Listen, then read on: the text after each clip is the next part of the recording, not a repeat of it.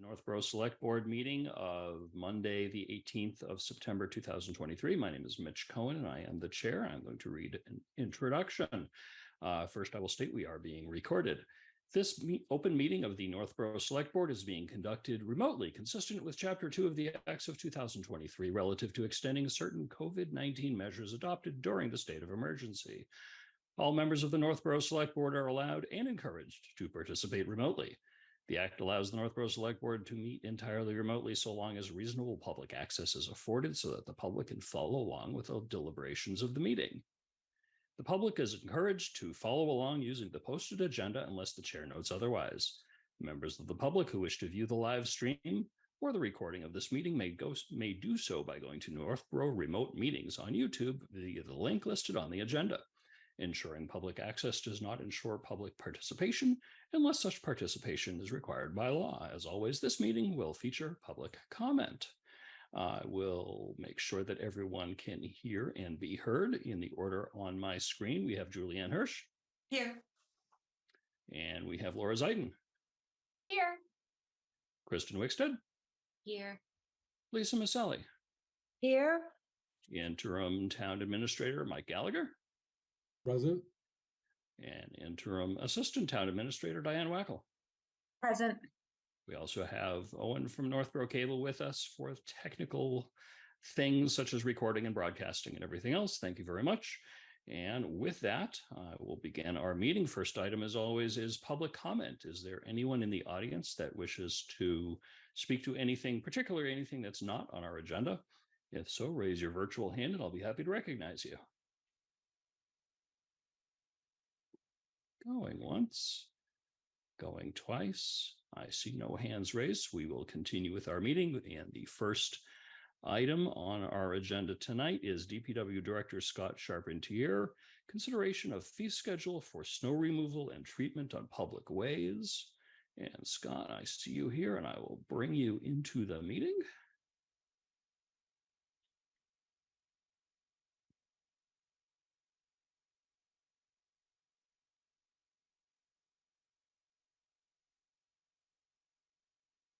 Scott, how are you? Good. Thank you, Mr. Chairman. Thank you, board members.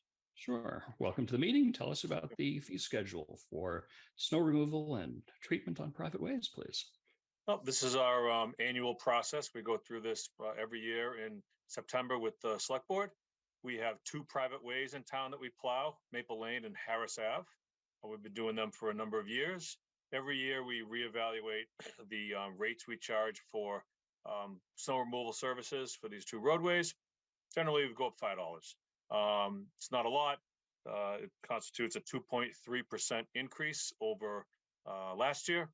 The residents were all notified September 5th of this public presentation for the rate adjustments. It's the rates, the establishment of the rates are in the town bylaws under Chapter 9, Section 64. Article 060, plowing of private ways. So last year was $220. This year is $225. That is per event treatment. So a salt only event would be charged the $225. A plow event is $225, not per trip. So, a typical light snow, 3 inches for over a 10-hour period, we may be out there 3 or 4 times. But it's $225 for that event only. So that's all I have here. If you have any questions, I'd be happy to answer them. Any questions from the board? We've all seen this before. As always, if any members of the public wish to comment on an agenda item, just raise your virtual hand. I'll be happy to recognize you. I don't see any hands going up. If nothing has anything, that was easy. I'll entertain a motion.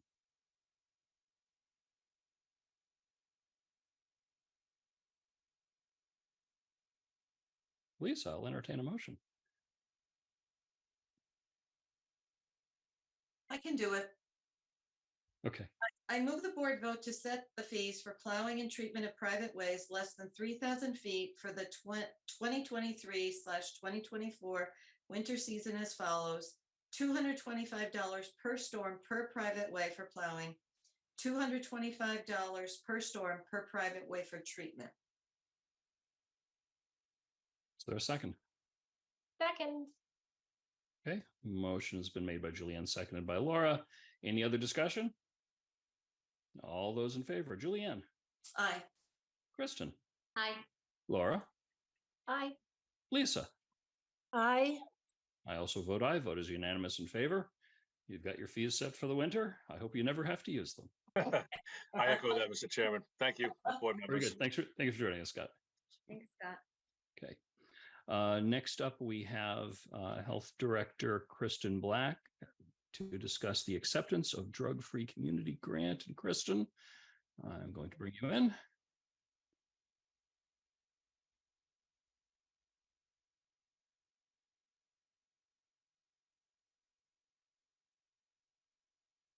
Kristen, if you could, here we go, turn on your camera and microphone as you're already doing. Very good. Hi, Kristen.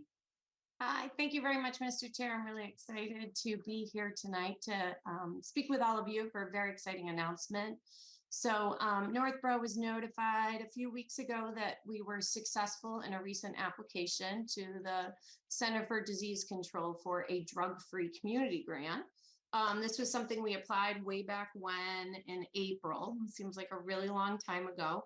It's a federal grant that's awarded to community coalitions. And so our coalition is called Encompass. It was recently rebranded, like in the spring. So if you've been in town for a while and maybe involved with schools, you may have known it as the Northborough Southborough Youth Substance Abuse Coalition. It was a very long name and we all choked over it, but they've been meeting. It's a group of local municipal staff, both health department, youth and family, members of the community, school department, et cetera. They've been meeting together for quite a long time, 5+ years, and working on trying to reduce substance use among our youth in town. And we really, with the momentum of a private individual, a third-party consultant, Amanda Decker, we really took on a very large project of trying to formalize the coalition over the last year and a half. And so the coalition decided to rebrand, to come up with a word, simple word, encompass. The idea, like we liked encompass, thinking Northborough, Southborough, we always think of more compass, but the word encompass, EN, compass, I'm really thinking to like engulf, enclose, surround and provide support too. And that's exactly what this community coalition does. So we're, 25 or so members strong with representation again from the Northborough schools. We also have Northborough Police and Southborough Police Department representation on this coalition, members of the community, et cetera. So we applied for the grant and we were just awarded. And so tonight you haven't seen anything on it because they didn't want to put out a press release until you as the Northborough Select Board formally were to accept those grant funds. And I'm hoping you're on board. Really what it means for the town is that each year for the next 5 years, we'll receive $125,000 from the federal government. And that money is mostly going to be used for paying a full-time substance use prevention coordinator who will be focused singularly on like helping to reduce alcohol use and nicotine use among youth in Northborough, Southborough schools. In the community in large, whether or not they go to Southborough and Northborough public schools. But it really is awarded to the coalition Encompass, but the host, the financial host is the town of Northborough.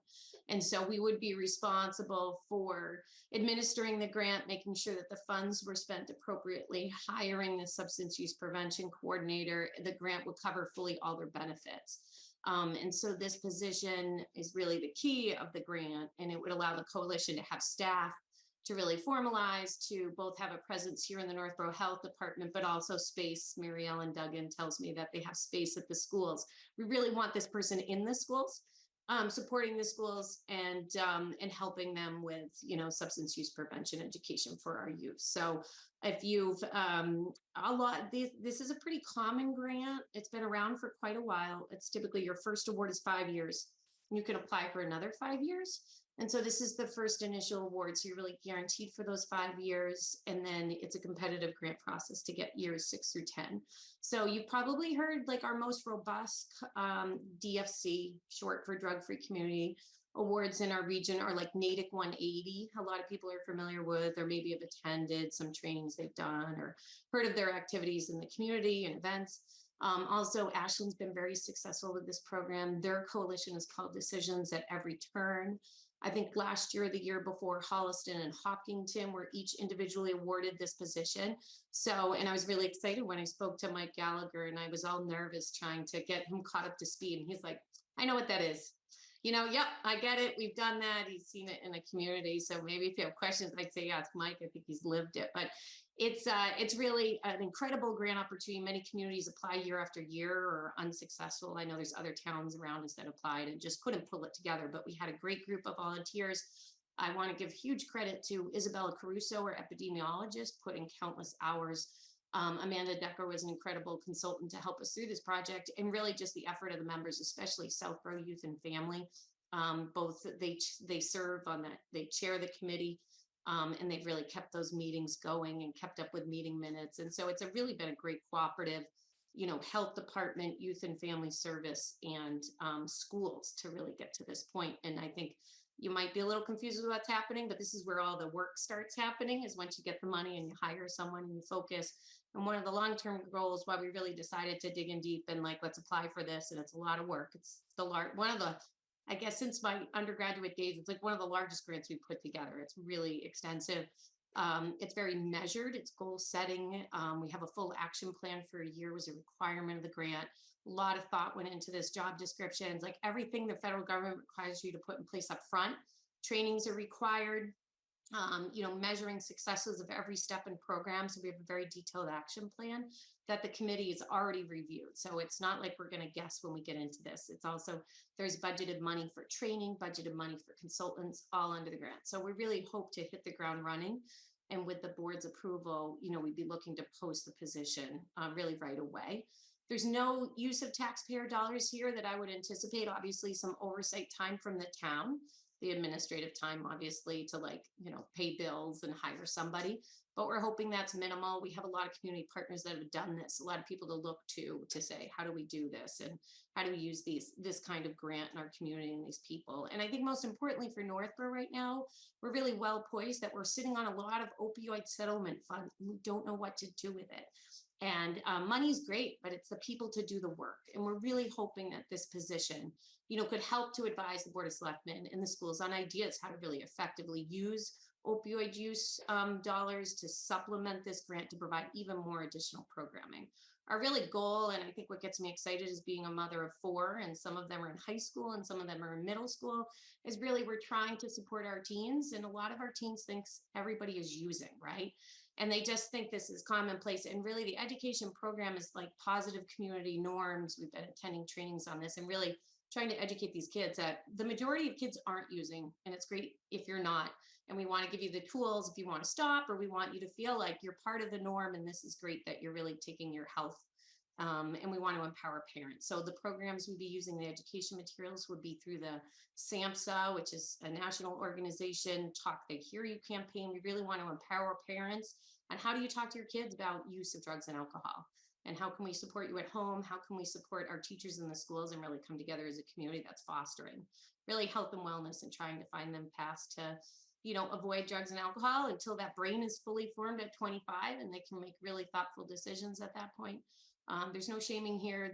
The framework we're trying to use is positive community norms and really trying to uplift those kids and normalize that not using is a great thing. And we're here to support you. So I'm happy. Sorry, I know I talked too fast. I should have slowed down. I get really excited over this. I think it's a great grant, and I'm happy to answer any questions you may have. Thank you very much, Kristen. Questions from the board? Laura? Thank you so much for doing this. I can't tell you how much I appreciate the thought and effort that went into it. I love that it's going to help a really vulnerable group in our community hopefully avoid future problems. And I'm grateful that through collaboration, it's not going to cost us a lot in the inset. I was thrilled that there's some good goal setting metrics that are included. Will we be able to review those as the program goes forward and see the successes of the program? No, I think that's a great question. So we do an action plan every year. And so we're hopefully continuing to working with Amanda Decker, our consultant. That's a cost that's sort of built in, who can really advise us what's worked well in communities and what hasn't. And so the goal is you review that every year. You have to submit that action plan every year, and it's measurable. And, changing community behaviors and, concepts and teen use, we don't come in thinking we're going to like reduce alcohol use among youth by 20%.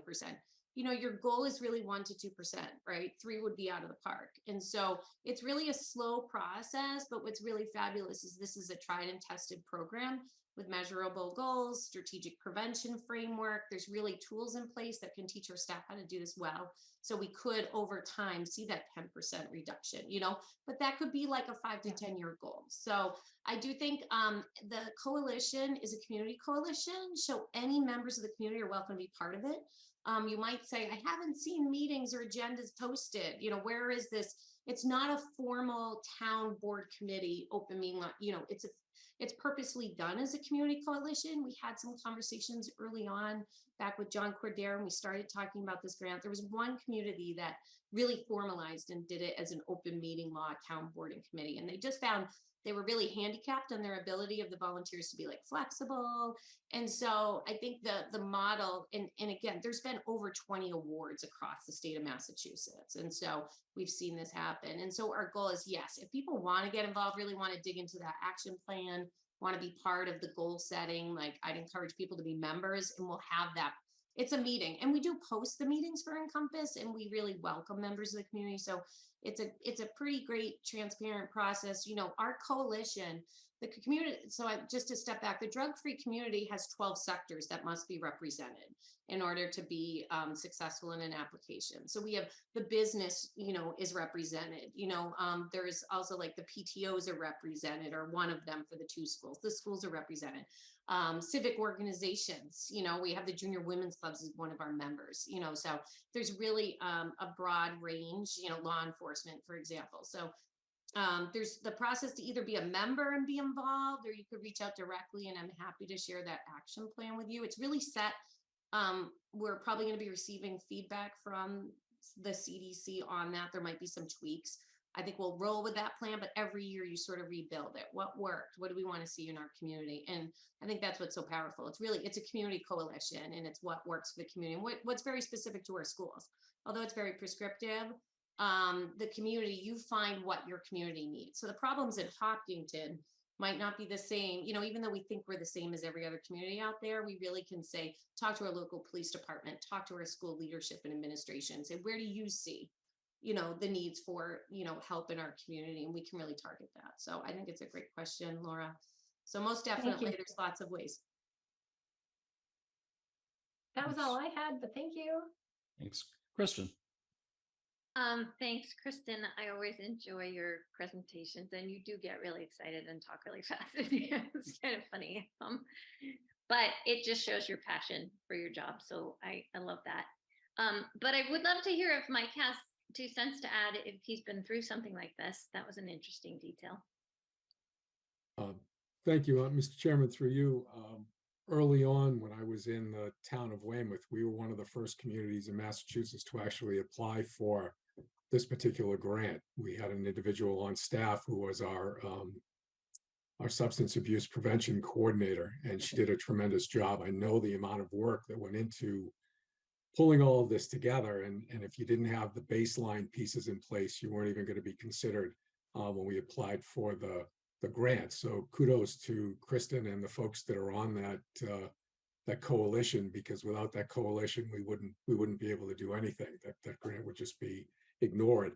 And I also know because I have that individual that worked for the town, and I became friends, and she has since moved on to a couple of different communities and is now the substance abuse prevention coordinator in Braintree, and they were just awarded the same grant. And it's actually an exciting situation to be in. So I've heard an awful lot about how the program works, what it's all about, how tough it is to get that grant, and I'm thrilled that the town was able to get that. And as I said, kudos to everybody involved. Thanks. Oh, sorry, Lisa, go ahead. You're muted. So sorry. That was wonderful. I agree with everybody's pleasure with it. I just had one question just to obviously I'm a little. There's 125,000 per year for 5 years. Is that correct? So this individual would be on staff with us for 5 years. And the money that's included in that also takes care of their benefits and that sort of thing. So it's just a case of signing them in after, interviews and things like that. And do you think that you'd be able to get more grant money throughout the next 5 years to be able to continue that? Or that really is not anything you would know? Our goal, I think every coalition's goal is to get that second 5 through 10. And, it was interesting. Many communities have been successful. And I actually was surprised to hear of one community that applied. They didn't get it the first year. They sort of bootstrapped the budget together with some other town funds and then reapplied and then got it. So they actually had a gap year. So even if, let's say, you were unsuccessful, you could even apply again for that continuation. And so I think we're uniquely suited in that our opioid settlement fund, I think they could be a fallback. Worst case, if for some reason the community was unsuccessful on that 6 through 10. So I think first off, Lisa, there'd be every intention to apply. Nobody gets the community grant for the first 5 and then says, it's not worth the work. Pretty much you just continue on and you keep with that process. But I think what's really unique is the opioid settlement funds, which in Northborough are good for 16 years. And that's about $55,000 a year. And we don't have that appropriated yet. And that will be cumulative and it will sit in an account, not to expire every year. So I would think there's going to be other backup funds in the event we were unsuccessful in the renewal. But that could be a backup. So I think every community's goal is to keep that going. And we have a great team here. We even have some leads on some other substance use prevention coalition staff that we could maybe recruit over. So we're trying, we think it's a competitive salary. We've really focused it on that position. Some communities have done 2 positions or 1.5, and they really stretched the grant so thin, there's no room for error. And we try to be a little more conservative and offer a competitive salary. And I think if you have somebody really good in that position, I think we'll be even more likely to be successful on years 5 through 10. Great. Julianne. Hi, Kristen. So I just have a couple of short answer questions. One is, so could you just give us the age group that this is targeted to? So it's really youth in general. And so mostly we start to see teen use of nicotine and alcohol, starting in that middle school range, and then really the curve starts flying sophomore year. So we're going to focus in working with the schools. And the coalition is already working with the schools to talk about just curriculum and as well as possible use of opioid funds to improve overall curriculum in the schools. But so I think we're going to target that middle school range, 5, 6, 7, 8, and then as well as the high school. Trying to work on a senior isn't always super effective, but so I think that's where we'll start. There are some programs on substance use that go as young as elementary, but you have to start somewhere. And I think we feel like our best target is that middle and high school population for now. Okay, and I may have misheard, but did you say that you were going to focus on alcohol and nicotine use? Yeah, so the reason we say nicotine, not just tobacco, it's typically the grant requires us to name the substance, not the method of delivery. So it's really vaping.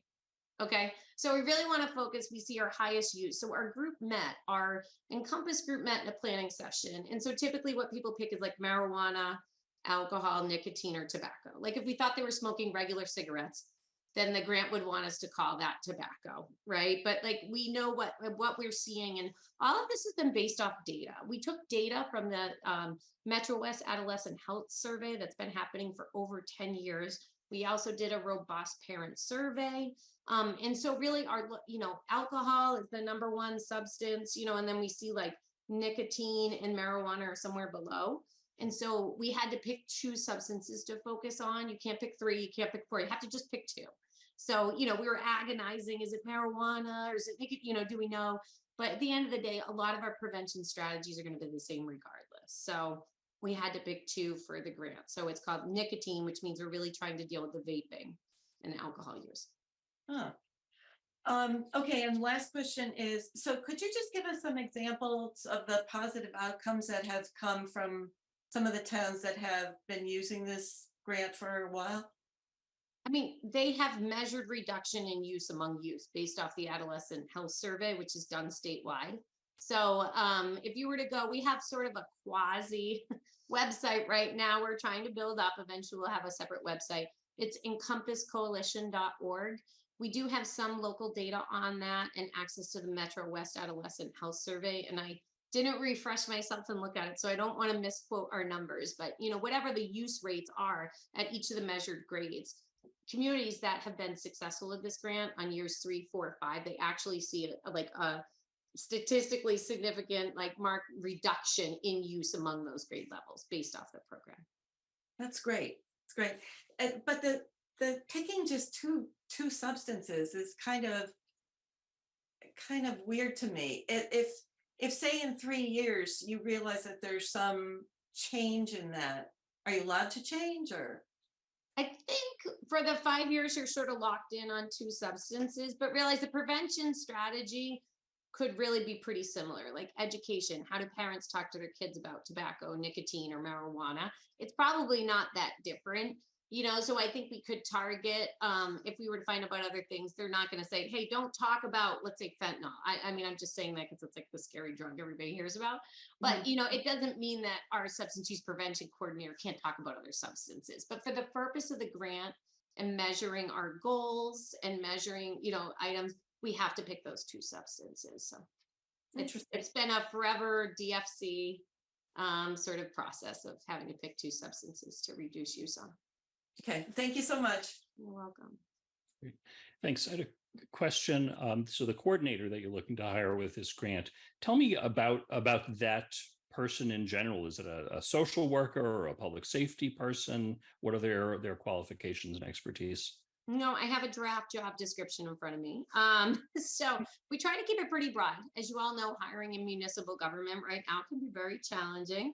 And so I think really we do look for a basic bachelor's degree in prevention work, either health promotion, public health, social work, or any other related field. So, the job description was drafted from other communities. So we want to keep that pretty broad. Beyond that, it's like they have to have good communication skills, ability to organize, ability to bring groups together. Most importantly, ability to work in the schools with children, right? We want them to be comfortable. One of the things I'm most excited about under this grant is we would be forming a youth coalition, that would be in the schools. Maybe a group of 5 to 10, 20 youth that are really excited, and it's following, I think it's called the 84.org. There's an actual group that does this kind of work, that has a curriculum and really tying them in. So I know our schools has every group you can imagine, right? We have more clubs and committees, but it would be one more, but we would have a natural staff person to help oversee that.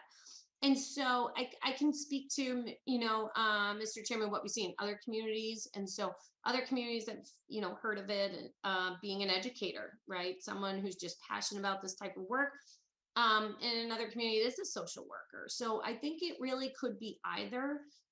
They both have pluses and minuses and skill sets. And I think what's really exciting, our coalition's robust and multifaceted. So whatever skill set they don't have, hopefully the coalition can sort of fill in and really make sure they're successful. So yeah, education, educators, social workers, licensed therapists, we've seen all different sort of walks of life. I think if you really get into the nitty gritty here, it's like someone with experience working with youth, someone with experience working in prevention, and someone with a bachelor's degree in some related field. Thank you very much. Excellent. Any other questions or comments from the board? Hearing none, I will entertain a motion. I move the board vote to accept the Drug-Free Communities Support Program grant as presented by Health Director Kristen Black, pursuant to Massachusetts General Law, Chapter 44, Section 53A, and authorize expenditure by the Northborough Health Department. Second. Motion's been made by Laura, seconded by Kristen. Any other discussion? All those in favor, Laura. Aye. Kristen. Aye. Lisa. Aye. Julianne. Aye. I also vote aye. Vote is unanimous in favor. Congratulations and thank you very much, Kristen, for joining us and for spearheading this. I would love to hear when you hire somebody, let the board know. And through the town administrator's office, let's keep us informed. This is very exciting for the town and for both towns. Definitely. Well, thank you. I appreciate everybody's time and support. I think this is really exciting work, and we'll hopefully be posting. Di's been great. She was ready. We've got it all lined up, and we'll be posting and trying to cast a really wide net, and we'll try to share that on town news as well or some way. So if you do know anybody in those fields or someone you may be thinking of, please share. And so thanks again. Great. Thank you. Thanks, Kristen. Very good. Thanks so much. Okay. Moving along, next up, we have Library Director Jen Bruneau for a request for ARPA funding for health and wellness projects. Jen, I will bring you in.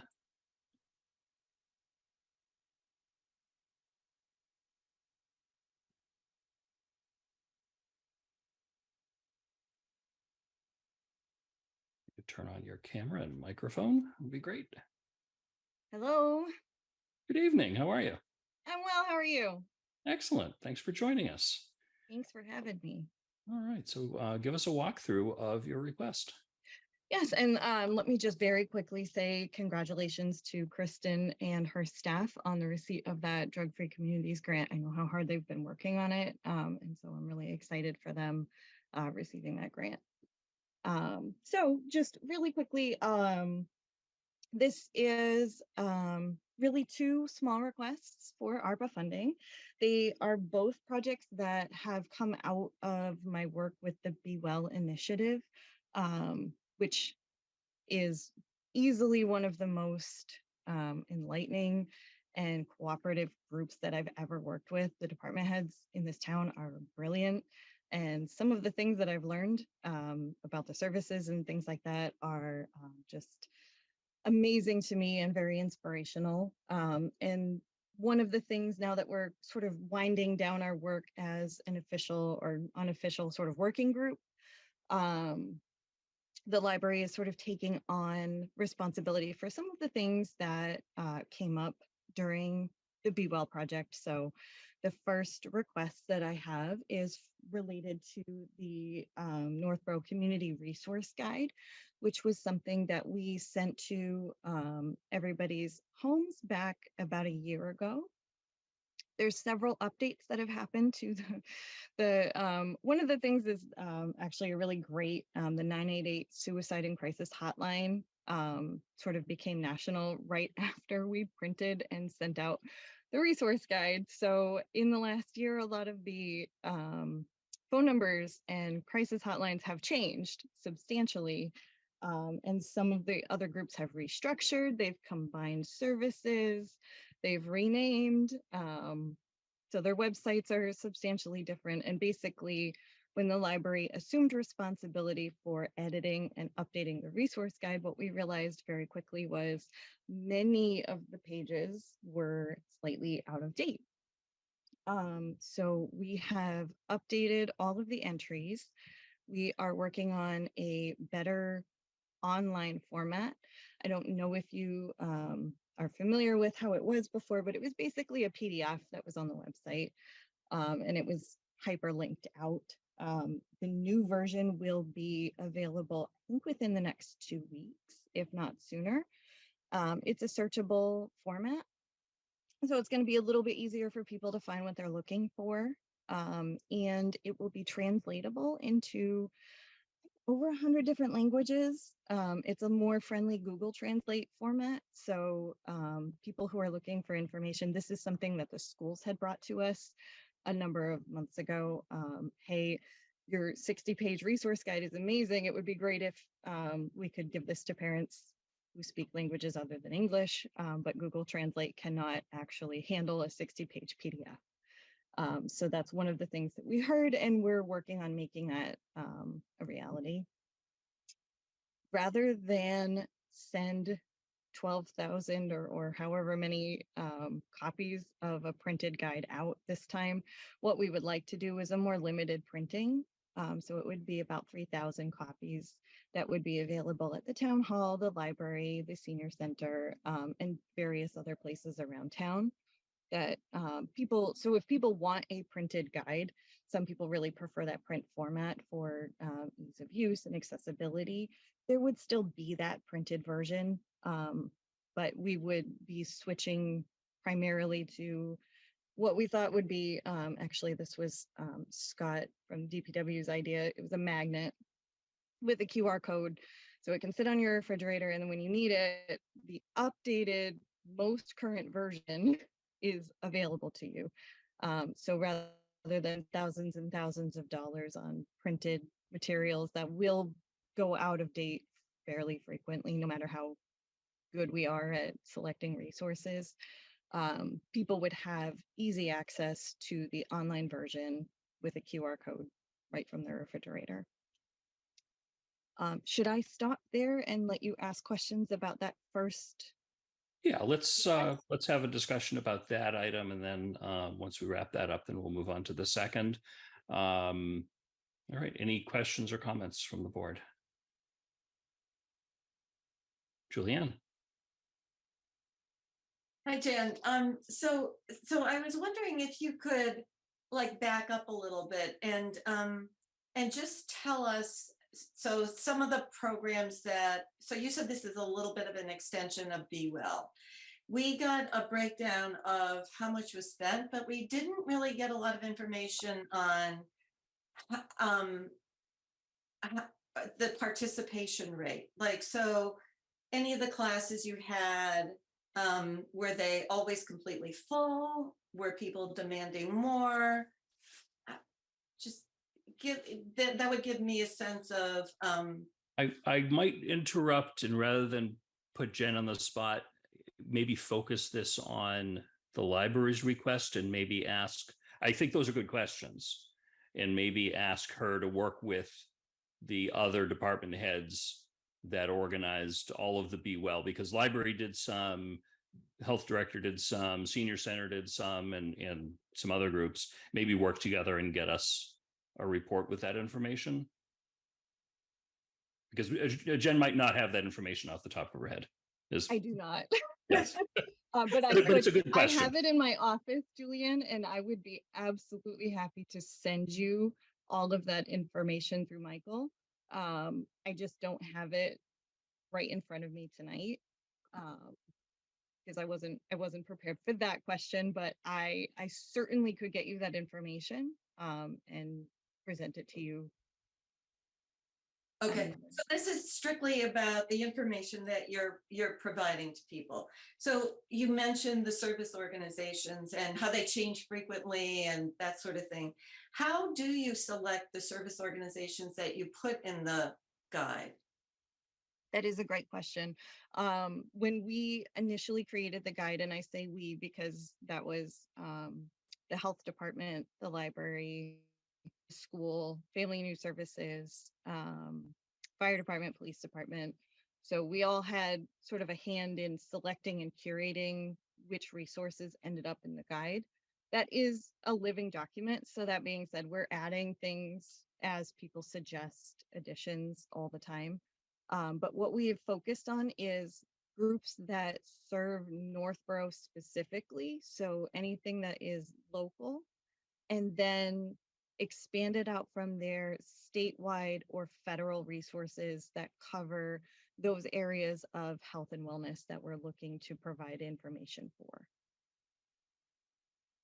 Okay. And Jen, I fully support health and wellness in any iteration, but I do have to say that we're waiting on a building assessment from the DPW director, and my inclination is going to be to wait until we get that information before we give money for something like this, because there's really no time. I mean, you don't have a time crunch, right? I know you'd like to get started as soon as possible, but I think the information on the buildings and stuff is I'd like to see that before we start allocating money. But know that I fully support any kind of wellness program. So There is no offense. Also, Especially Julianne? considering because my library building would probably be in that report, so. right, exactly. Good. Laura? I really appreciate the thought that you put into this, and I really like that we're looking to make it available in many different languages. I think that'll really help from an inclusion perspective. My other question is maybe more for Mr. Gallagher, but is it possible for us to get a compiled list of all of the ARPA requests? I feel like every meeting now we're seeing them. And for the reasons that Julianne mentioned, I'm really concerned about how we spend that money and how we can help make sure that it's going to just make sure we're not, I just want to be fiscally responsible. And so it would be helpful just to get a list of everything that we can expect and just to kind of prioritize it, and not prioritize it, but just to be aware of, you know, the money is finite, the money is only Mr. Chairman, through you, I know that your finance director is keeping. available ones. I want to make sure that it's a good decision for the overall community. Laura, I think your signal may be coming in and out a little bit. Mike, go ahead. Yeah, Did my I apologies. freeze? My apologies for stepping on Uh-huh. select person. Did you hear any of what I said? We did. I think we did hear most of it. Your visual is frozen. No, I'm sorry. So I suspect that you may have a weak internet signal or something like that, but we did hear your audio pretty well. Okay, so yeah, Mr. Chairman, we can wait for sure. Yeah, I think she's coming right back. person to get back on. Yeah.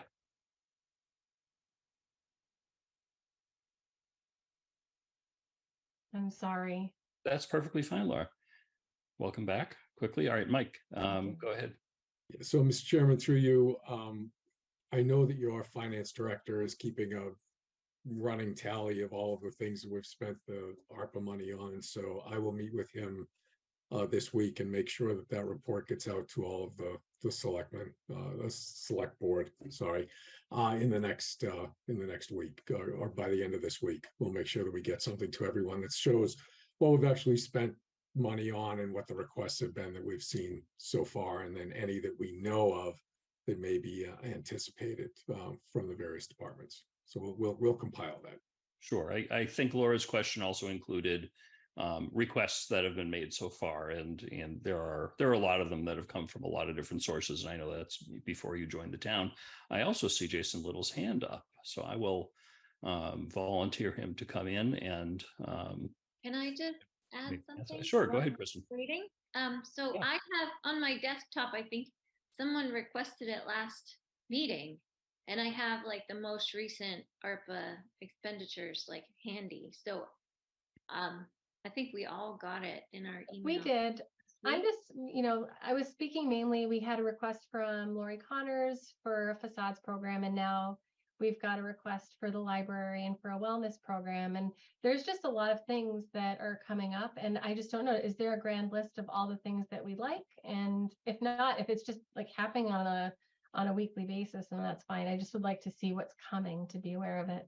Yeah, I think that's a really good question. Sure. Hi, Jason. Yeah, through the chair. Yeah, thanks for thanks for bringing me in here.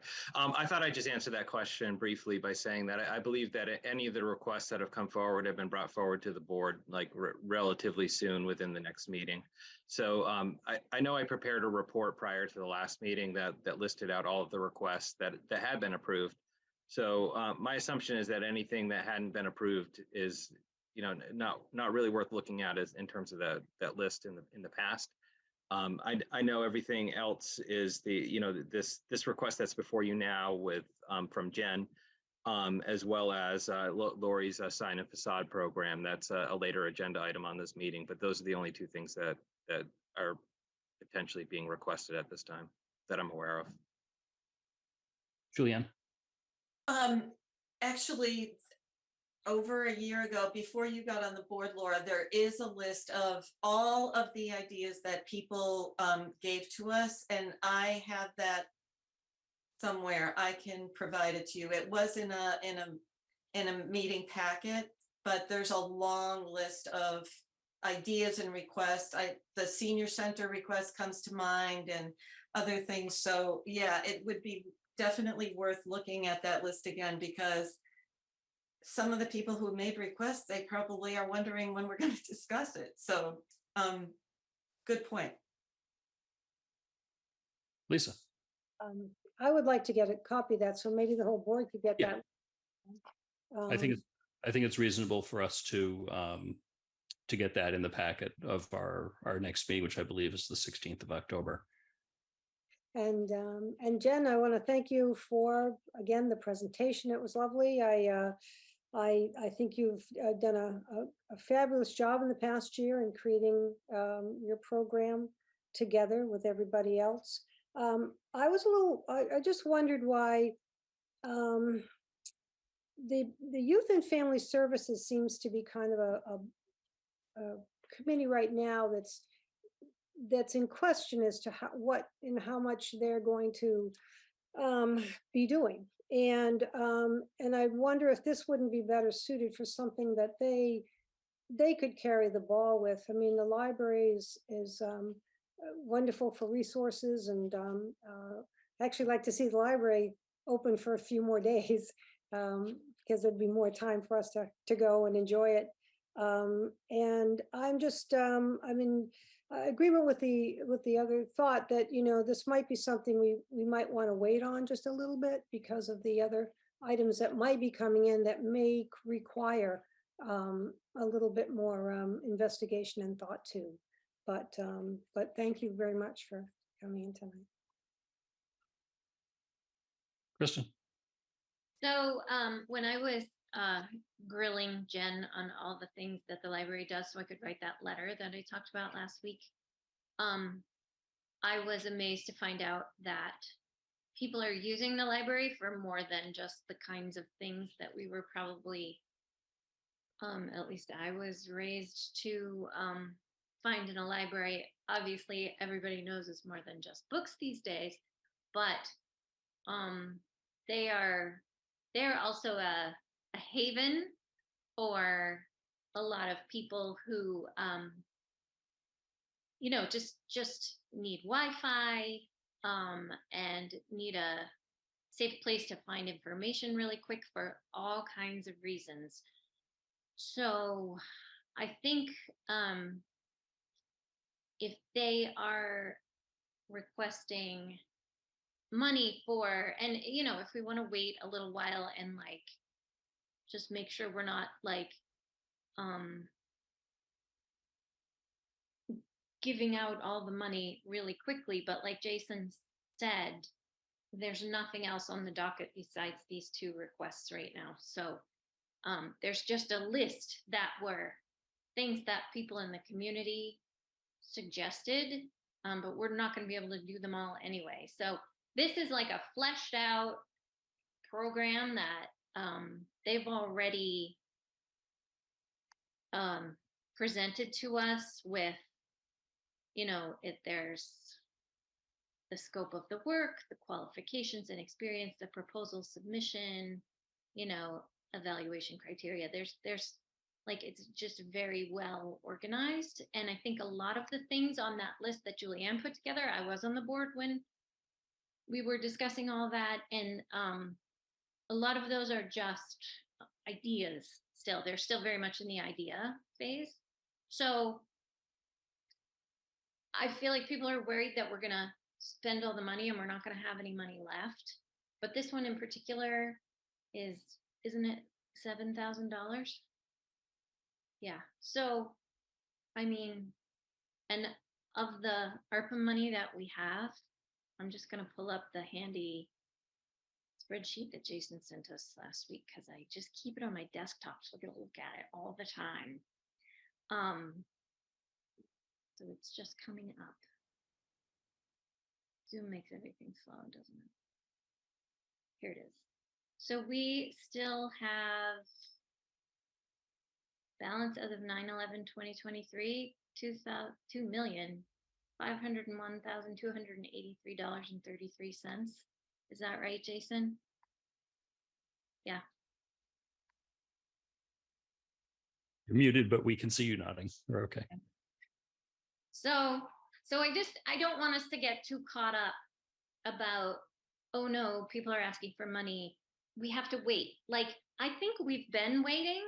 I personally have been waiting quite a while to spend some money. And I feel like if it's coming from town staff and it's very well fleshed out and it's a staff person who has her what together, generally speaking, I feel like it's a good one to, and it's not that much money. It's a good one to go through with. And I did have the benefit of talking to Jen about some of these things that I don't think is appropriate to get into too much specifics on this meeting. But if any of you would like to talk to Jen and ask her some questions about the kinds of really good work that they're doing at the library, if this would help facilitate more of that, I'm all for it as soon as possible. So I recommend that anyone who's tentative reach out to Jen and get a little more specific information that may not be in the packet, but that might help you make your decision. Jen. I just wanted to thank you, Kristen. It is nice to know that I present as having my stuff together, although some days it really doesn't feel that way.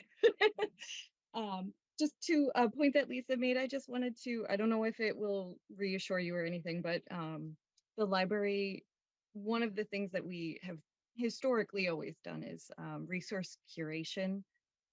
So this resource guide specifically is something that really is in our wheelhouse, and whether family and youth services eventually, when there is a new department head that takes over, if they want to assume responsibility for it, that's something that we could always address at a later date. But for right now, because we go to school and take several classes on learning how to compile and filter out resources, it seemed like the right place for this to sort of live for the time being.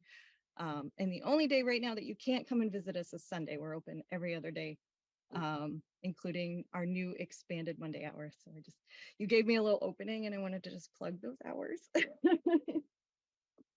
So thank you. Lisa. I just wanted to say, and I'm glad because, people like, in the old days, we used to go and do our homework there. And on a weekend, it would be really nice to have the resources to go and do that. So I'm so glad that you're extending hours. That's a wonderful, wonderful thing. Some of the Be Well program for me was, I wasn't obviously on the board at the time that the $100,000 was set aside. Is there not some money left in the Be Well $100,000 that could take care of this right now? There is not. There is nothing left.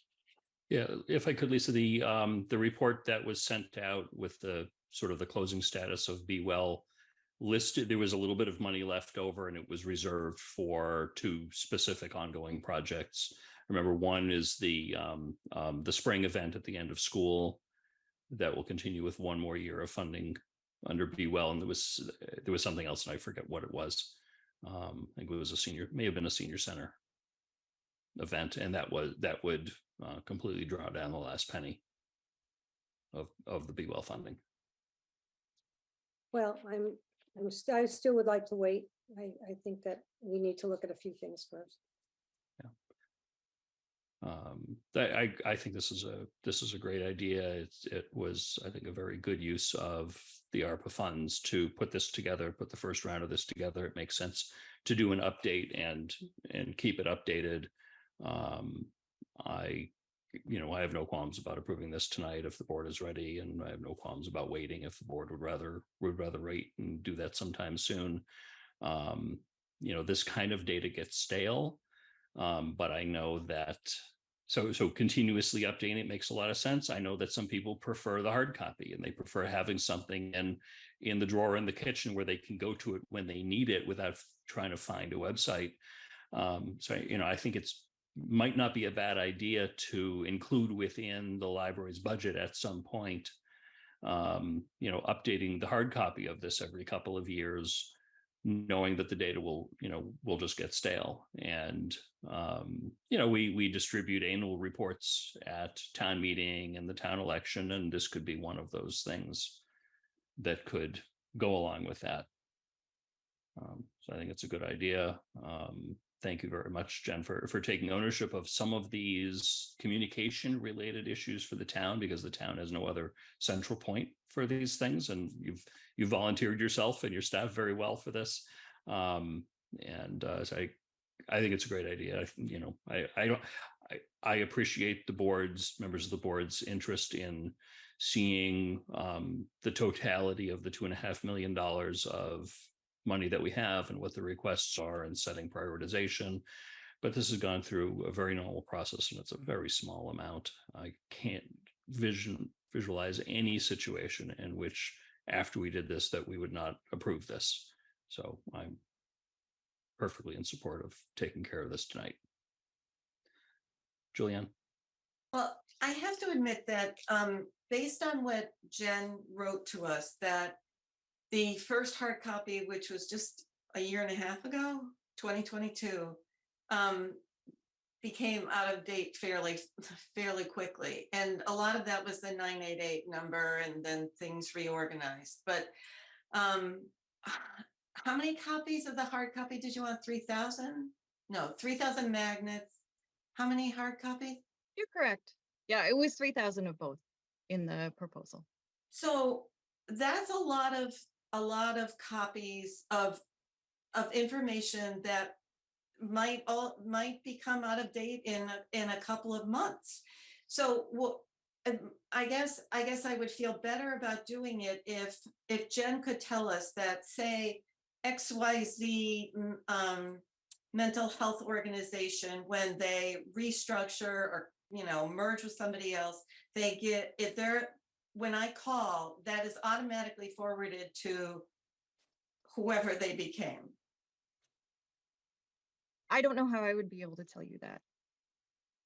Well, I'm just thinking, this is not like your normal directory where I'm looking up something. If I may be really worried about somebody or at this point, and it can get frustrating if I have this, these numbers and what I get is we're no longer XYZ. You know what I'm saying? Yes, I do. And if it helps, what I can tell you is that when we went through this last round of updates, the focus was on those local resources that don't change as often. And what we're noticing is that the bulk of the services or organizations that would fall under the suicide crisis hotline, now either they have their own separate number, or their number now sort of just directs to 988. So I think what happened with the number of updates was a rather unusual thing, because it was a creation of a new national sort of hotline number. I don't foresee the number of changes that we had to undergo in this round happening as a common thing. I think if it did, it would be almost impossible for us to maintain a resource of that nature. So I hear and understand, like, you don't want a resource that's out of date, which is why I think our focus is less print and more on the QR codes, so that when something changes and we update it, it's available immediately, right? It only takes a minute to update a phone number change or something like that. So. And those people notify you that they're changing, or? No, we're going through and checking this regularly. Oh, you call them and see if they're still in operation? Most of the numbers are available on their website, so it's just a quick search to make sure that the website still lists the same information. Okay, and just one more question, I promise. So the organizations that you're putting in the pamphlet, do you get references on them, or it comes from a list from the state, or like how did you choose? So the majority of these are state and national resources. So the 988 hotline, some of the departments available for through the state of Massachusetts. There's a lot of references to our own town departments and the services that they provide. So it's not just like a Google search for, whatever topic, and then we're just sort of listing everything. It's these are the reputable, vetted national, state, and local resources that are available. Okay, thank you. Any other questions or comments from the board? Okay. Laura, I don't think we heard from you on your thoughts as far as timing. If you'd like to share, you don't have to. Oh, I said this before. I just would like to know the full list of requests and how much money we've got to be able to pay for everything. So if we can wait, that would be my preference. But I love the idea behind this. I just want to make sure that we can afford it, with everything else that's included. Okay. It sounds like I'm hearing from the board that the preference is to wait for a vote on this, but the board is generally supportive. I'm seeing that around. Okay. And so I think, and we'll move on to the second one so we can learn about that and ask some questions.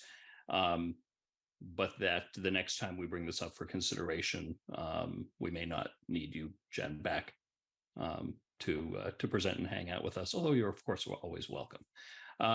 Okay, so I'm not hearing what I'm hearing. I'm not going to ask for a motion because it sounds like the board prefers waiting on this. That's fine.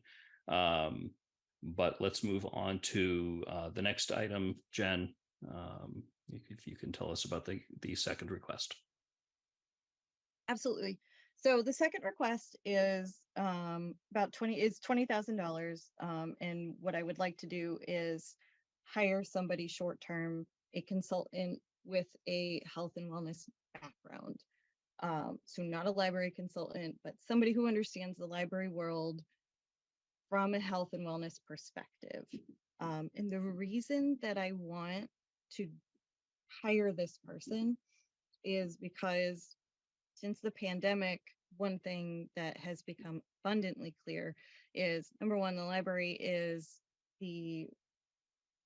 one of the only places in the community that really serves and sees everybody, from the littlest residents to the oldest, a variety of needs, a variety of interests and backgrounds. We kind of see everybody coming through our doors. And we are very well positioned. It's not going to be a big surprise here. We're well positioned to educate the community on whatever you need education on.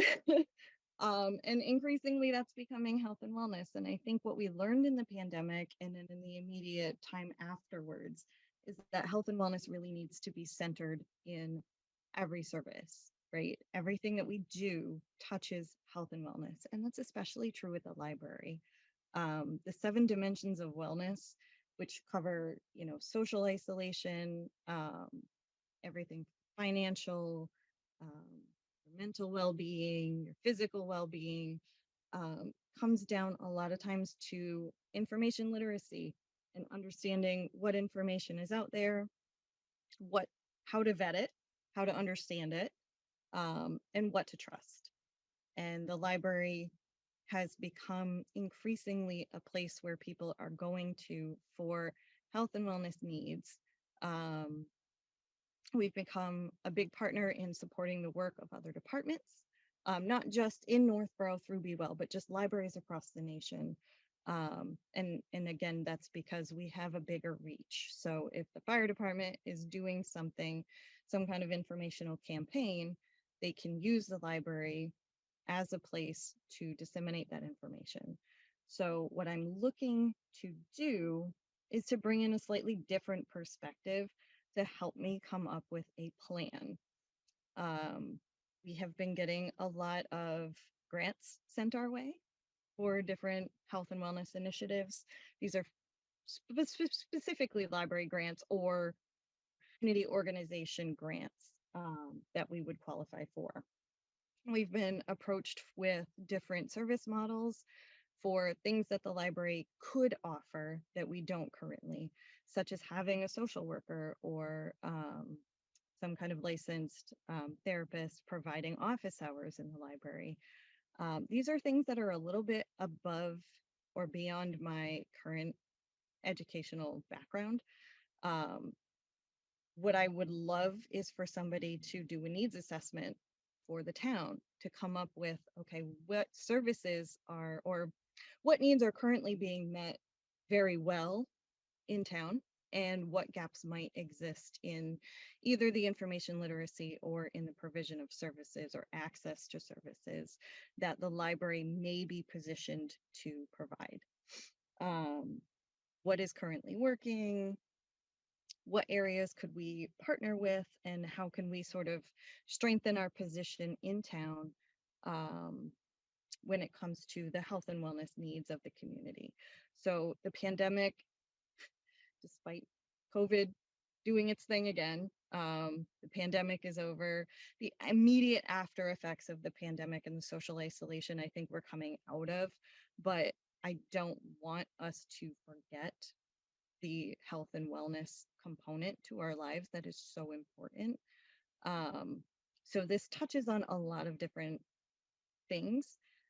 There's a lot of different places that the library could go over the next couple of years, whether it's, to Lisa's point, adding Sunday hours. Is that something that would be a need? Do people need, is that a time when people need to come in and do research on a recent diagnosis or health insurance plans? I was reading a recent study that said something like 83% of people who come in to use a public library computer are using that computer to access information about health and wellness. And of that 83%, almost half of them ask a librarian for help understanding that information, which is kind of a huge number when you're looking at indicators of whether the library is providing accurate information.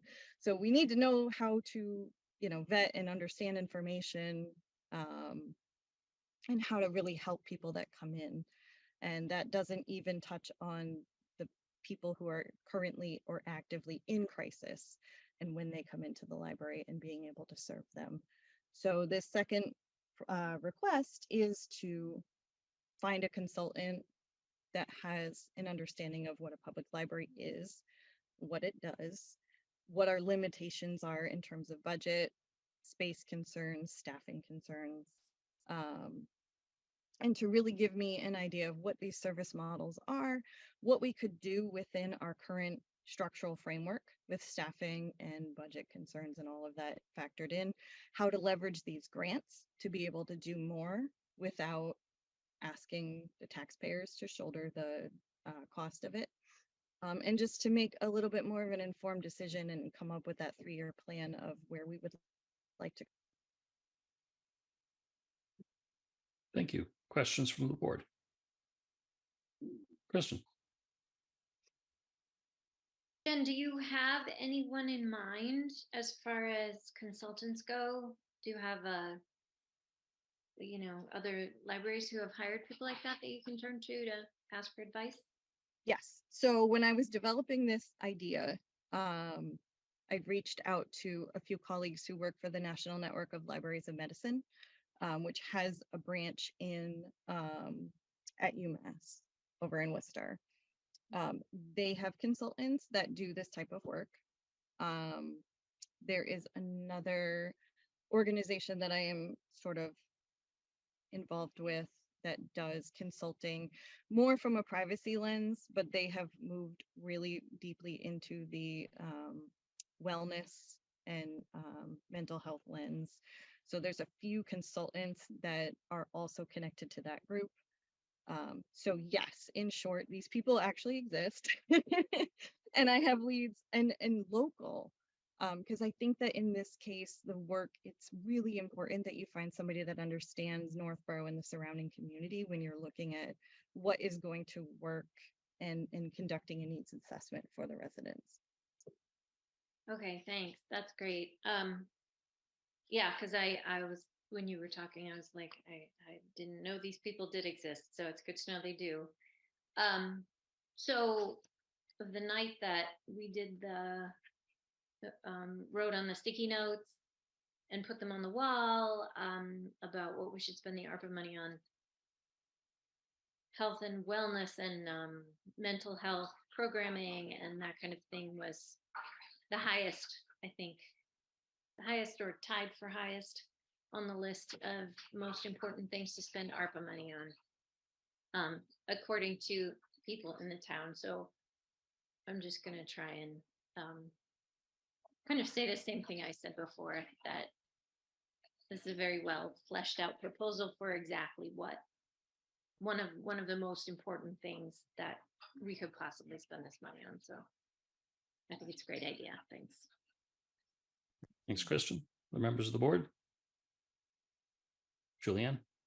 Yeah, so I was wondering, are there any other libraries in the state or New England or the United States that have these kinds of services that you're thinking about that we could look at? Yes, and that is part of the reason that I want this consultant, is to help me. So I've identified, for example, if you want to narrow it down to just one specific type of service, social workers having office hours in the library. There are several in Massachusetts that have different models, and each library has a slightly different way in which that works.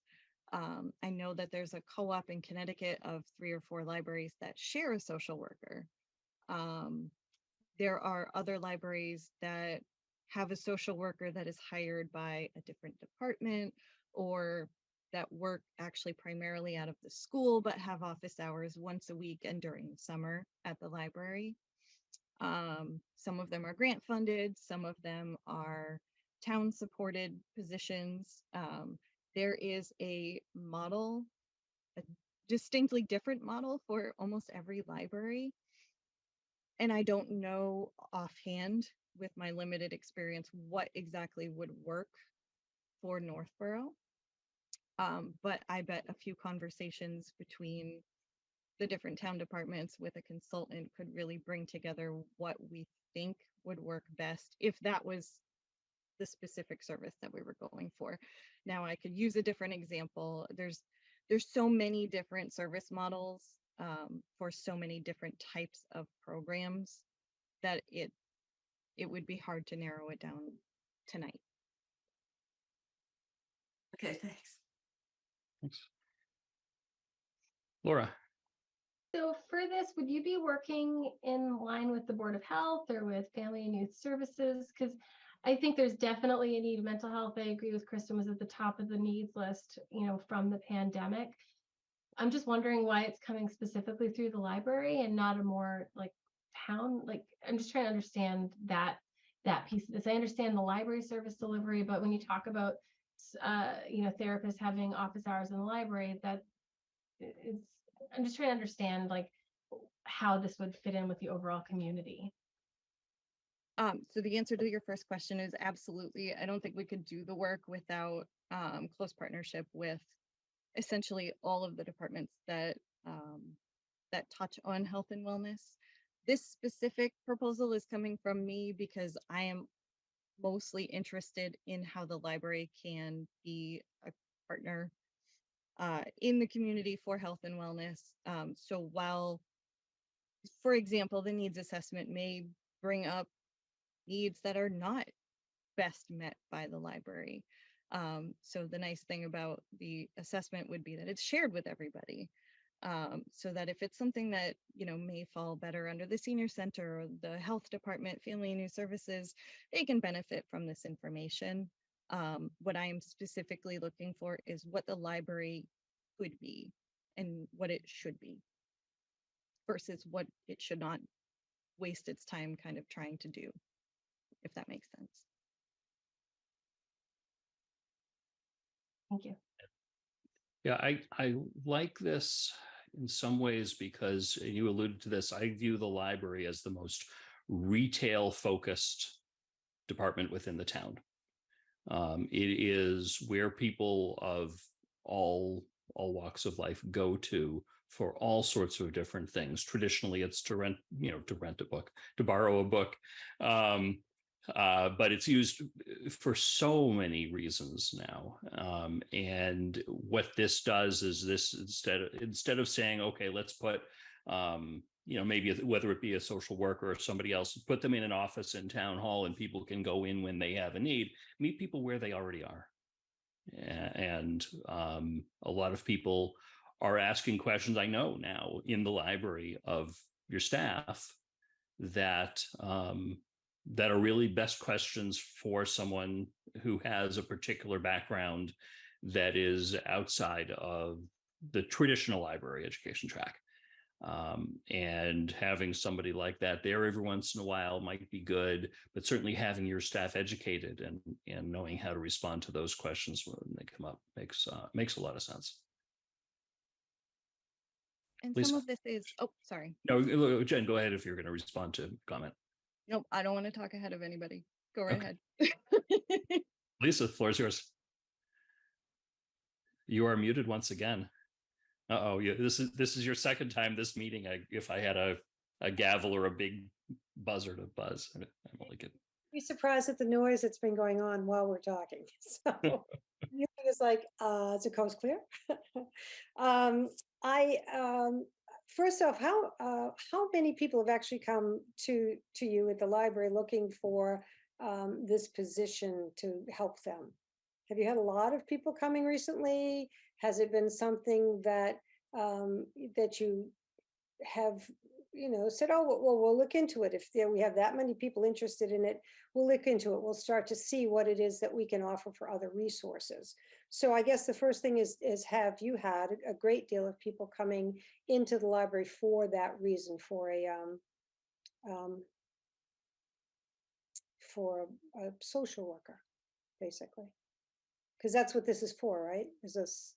No, So this is for a consultant that would help me to solve the needs that we are seeing. So indirectly, yes, while this is not specifically for a public facing person, this is in response to an increase in the questions that we are getting that, to Mitch's point, we are not trained to necessarily answer, but the need is there.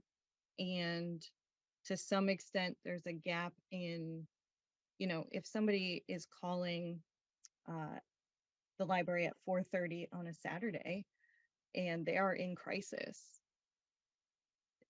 who do they go to next, right? The other town departments may not be open. The state services may not have it. Maybe they have a 24/7 hotline. Maybe they don't. Maybe they know about these hotlines. Maybe they don't. For whatever reason, you're getting an increase in the number of people who are in crisis and need help right now. Coming to you. Yes. Because I know it's forward thinking, and I love forward thinking very much. I keep saying, I'd almost, my first tendency would be to call, a health department or even the police department if I'm in crisis. Because I know the police department has brochures that I've seen on their desk.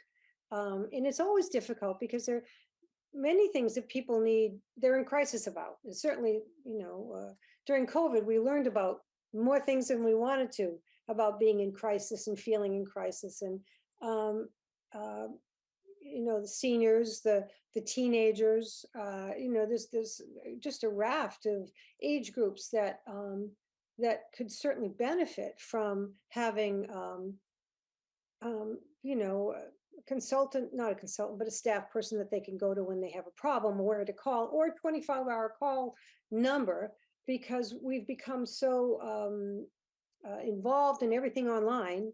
And then you call your doctor's office and it goes through the whole reiteration of, well, if this is an emergency, don't call us, go to the hospital. And so there's an awful lot of, luckily I've never had to experience it myself, but I know that there must be times where you're just so frustrated that you can't get an answer and you can't go any further because it's not available. There's not a person there, or there's not a place to go and get that. And I really do, I appreciate having that availability. I just don't know if I'm convinced that I would personally go to the library to find that. I think that that's, it almost dilutes one section of health and welfare that I'm thinking is certainly for youth and family services and that sort of thing. That's the part I would think to go to first. And then if I have so many choices, now I'm going to wonder, it's like, well, is the library open? Do you then keep a 24-hour hotline in the library if something were to happen? What happens with liability in that case, if there is any liability? And again, just my issue is that we're so consultant heavy. We keep getting consultants and consultants and consultants. And the last 2 town meetings, we had residents get up saying, what is with all these consultants? And it's certainly the best way to get information, and to get information in such a way that is more precise than, going to the old Encyclopedia Britannica to try to find some of that stuff. But I still think that, we have people that are interested in, slowing down some of the consultant spending right now because of what's happened. And so personally, I would be inclined to wait on this as well. But thank you. Just to, could I just respond to one? Yeah, absolutely. I don't want to get too far away from the actual proposal, which is just for a consultant. It's not, I use the social worker as sort of one example, but you could easily substitute that for something related to financial literacy, or, are we looking to partner with local nonprofits to bring in more educational workshops or things like that? So I didn't want to confuse sort of what I'm asking for with like that specific example, and I apologize if that was confusing. But heard on the rest. So. Okay. Thanks, Jen. I want to quickly answer, I think, Lisa, one of your concerns, and I know both Mike and Laura had hands up, and I do see an audience hand up also, that I don't see someone from the public thinking, if you were to focus on the social worker aspect, I need a social worker, let me call the library. That's probably not going to happen. But what I know happens is someone thinks that, or they have reason to believe that, for example, a family member has a particular medical condition. And the library for many, many people is their first stop to learn about that medical condition. And they might call or stop into the library and say, my partner may have X, and can you help me find a book on that? And a trained librarian is going to be able to do a great job helping them find a book on that. But a trained librarian who also has some additional knowledge and experience about how to help people through this situation can do more than that, and can connect them. Okay, yeah, here's a book, but here's a group that meets once a month in the library to talk about this for people who have this issue, or here's a social worker that specializes in this sort of thing, or you know what, don't get the book now, call 988 or call whatever you have to right now. And I think that's the type of response that that we can provide from the library that we don't as well as we could right now through a program like this. Mike, you had your hand up. I'll throw it to you, and then Laura or the audience member following that. Thank you, Mr. Chairman. Through you, I think Jen did a good job of clarifying this isn't to hire a position. What she's trying to figure out is how can the library provide the services that the community is actually looking for. To her point where she was talking about 83% of the inquiries that are going on are wrapped around health and wellness. And is there a way that the library can add more value to the community, where it's to your point, Mr. Chairman, it's kind of the retail end. They're open all the time, and I think there's also less of a stigma if people are making that query in a library than they would be if they were seeking out the police department or a specific department within the town that only focused on this one item. I think that I think there's a lot of value in at least determining what it is we could do from within the library to actually deliver those kinds of services to the community that people are looking for. Thank you. Thanks, Mike. Laura, and then I'll call on the audience member. I just want to acknowledge that that's a lot of pressure on you and your staff to be receiving these types of inquiries. And I wasn't aware of that. And I don't know how we can best support that from a board perspective, but I can't imagine the emotional drain on your staff for any of these requests that are coming in. And I don't know what the right answer is for it. I appreciate your thought that you've put into it. And I just think there's a lot more that I need to understand in that regard. I mean, I love the library, I love the services. We go there and we do a lot there, and it's always fun and uplifting. I didn't realize there was this other very, serious aspect of it.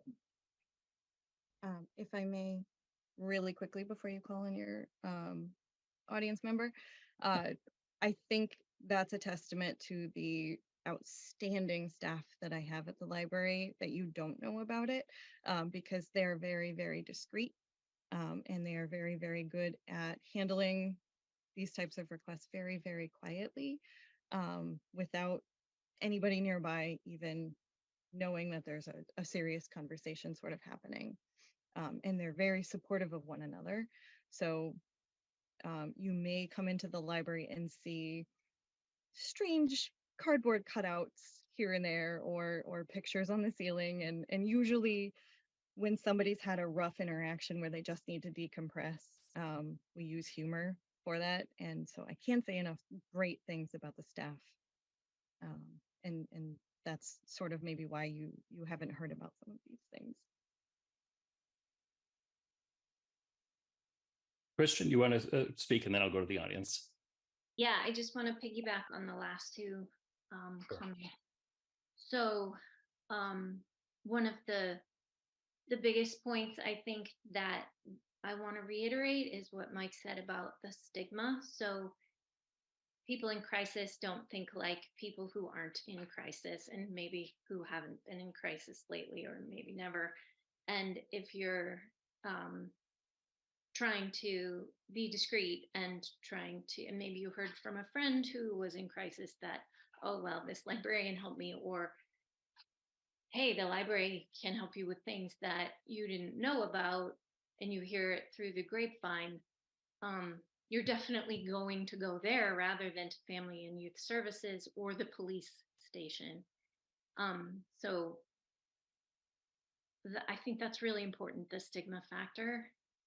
It's no stigma. And I think, like what Laura asked, how can we support you dealing with all these requests? I think how we can support them is to give them the money for this consultant who, I mean, I could be wrong, but what I'm hearing is the consultant will help them figure out what things they should focus on and what they should train to do, and which things they should be like, no, that's not our job. And so that's what we can do to help them. And I know, I mean, I'm one of those people who at town meeting was like, what is up with all the consultants? But again, this is a consultant on a thing that everyone in town was like, we need this thing. And Jen said this more than once. She's not qualified to figure this out herself. She wants to help. She wants to do what's right for the town and what to have her staff focus on. But she's not a specialist in what she needs this help for. She's just asking for help. Okay. I'm going to bring in Erica Zeigers. You've had your hand up for a while. Thank you very much for your patience. Erica, if you could unmute yourself, identify yourself, and let us know what's on your mind, please. Hi, thank you. Erica Zeiger, Chustra and Way, and I am calling on I'm on the Youth Commission, so I did have just a few things. One, Jen, thank you. I know the libraries are a center hub that a lot of people don't realize. As a military family for 20 years, the library was probably the second place I went after I got there. And I know that they go in and there's different questions that need to be asked. The first point is on the consultant. I think you're shortchanging yourself. I think you are more qualified.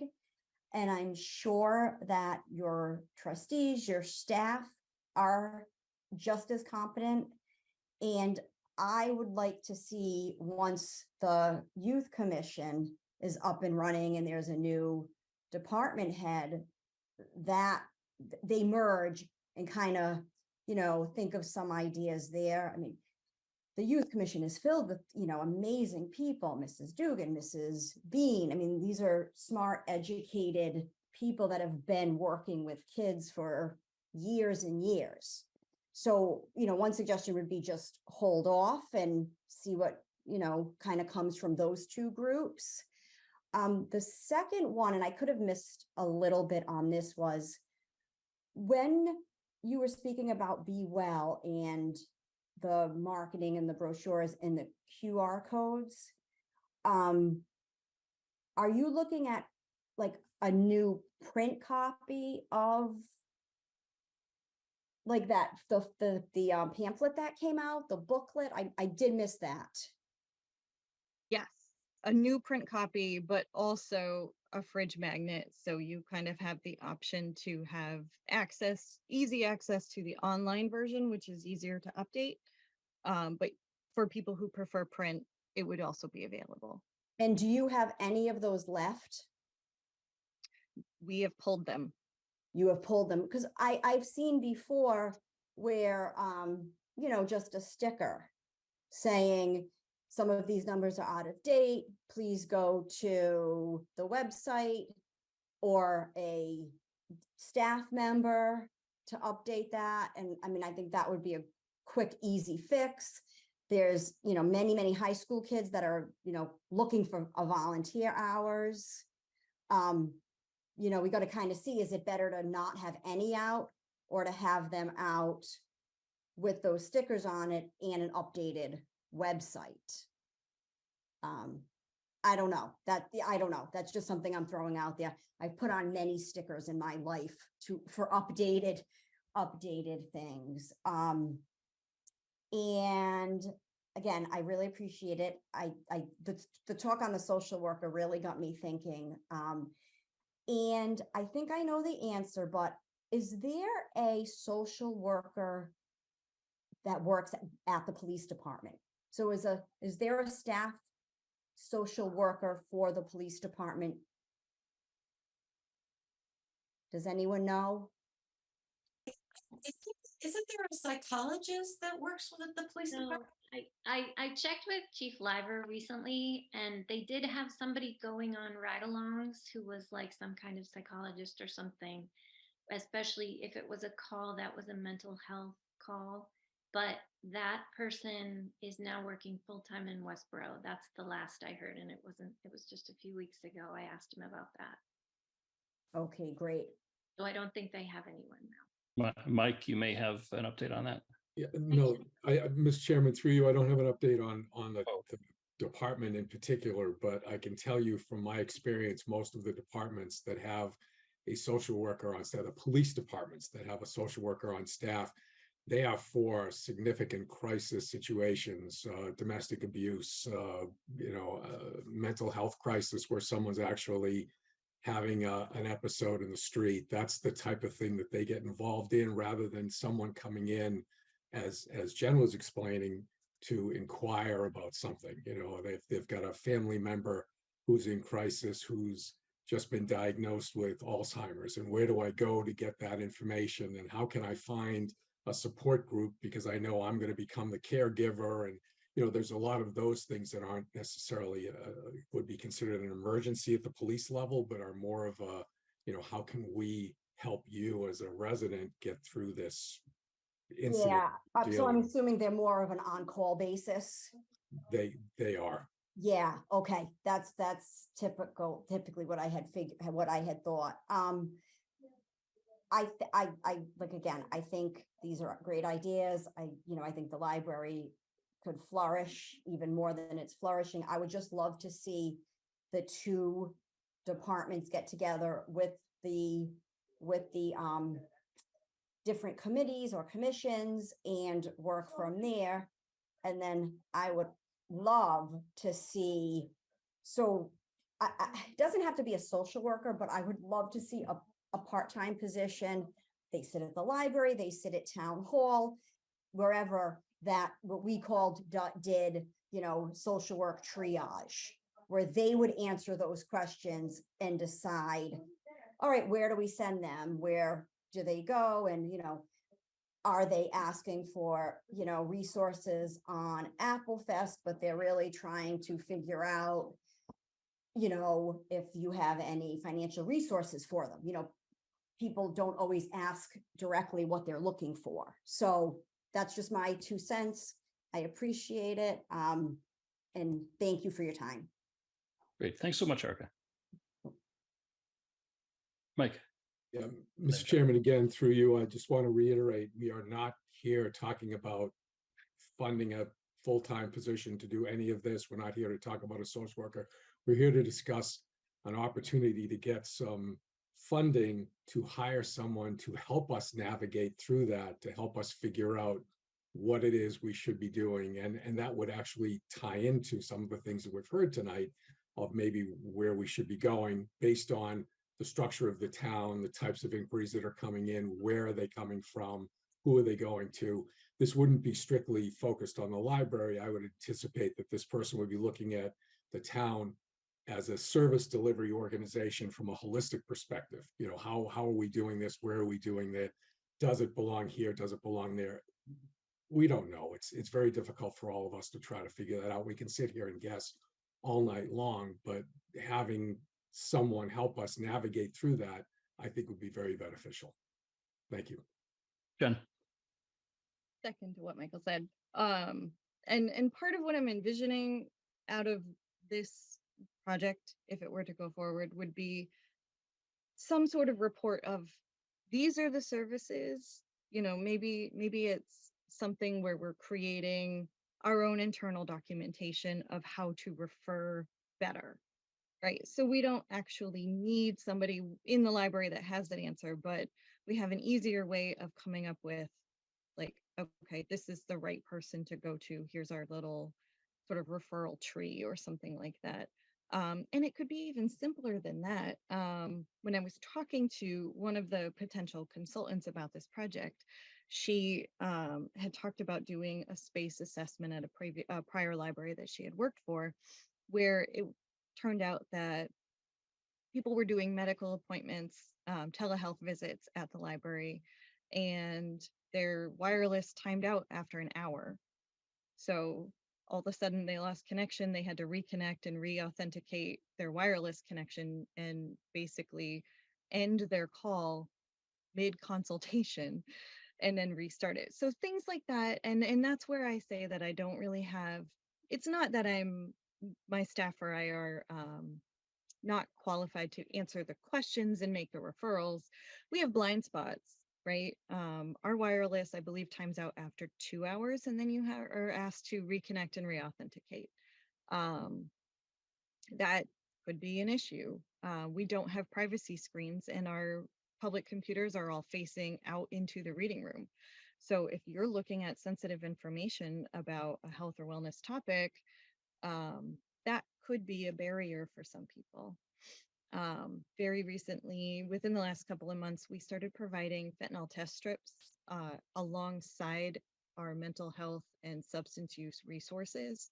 And what we're noticing is that not only are the test strips going, but very quietly, those resources are going as well.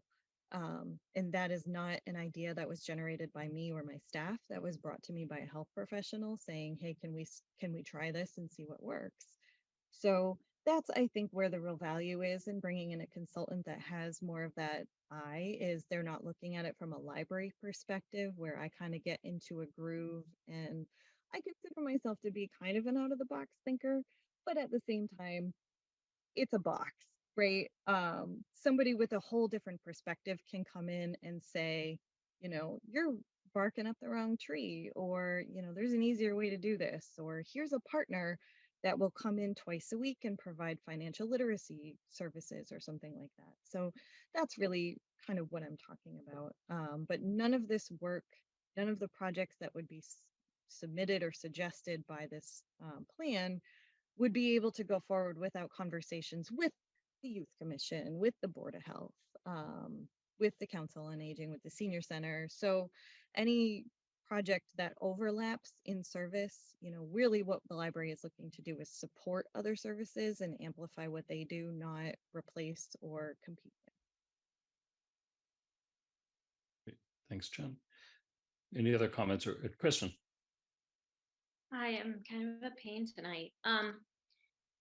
But having been to many youth commission meetings, since I'm the liaison, over the first couple of years that I was on the board in particular, they spent a lot of time trying to come up with ideas of things they could do in the community that would be helpful.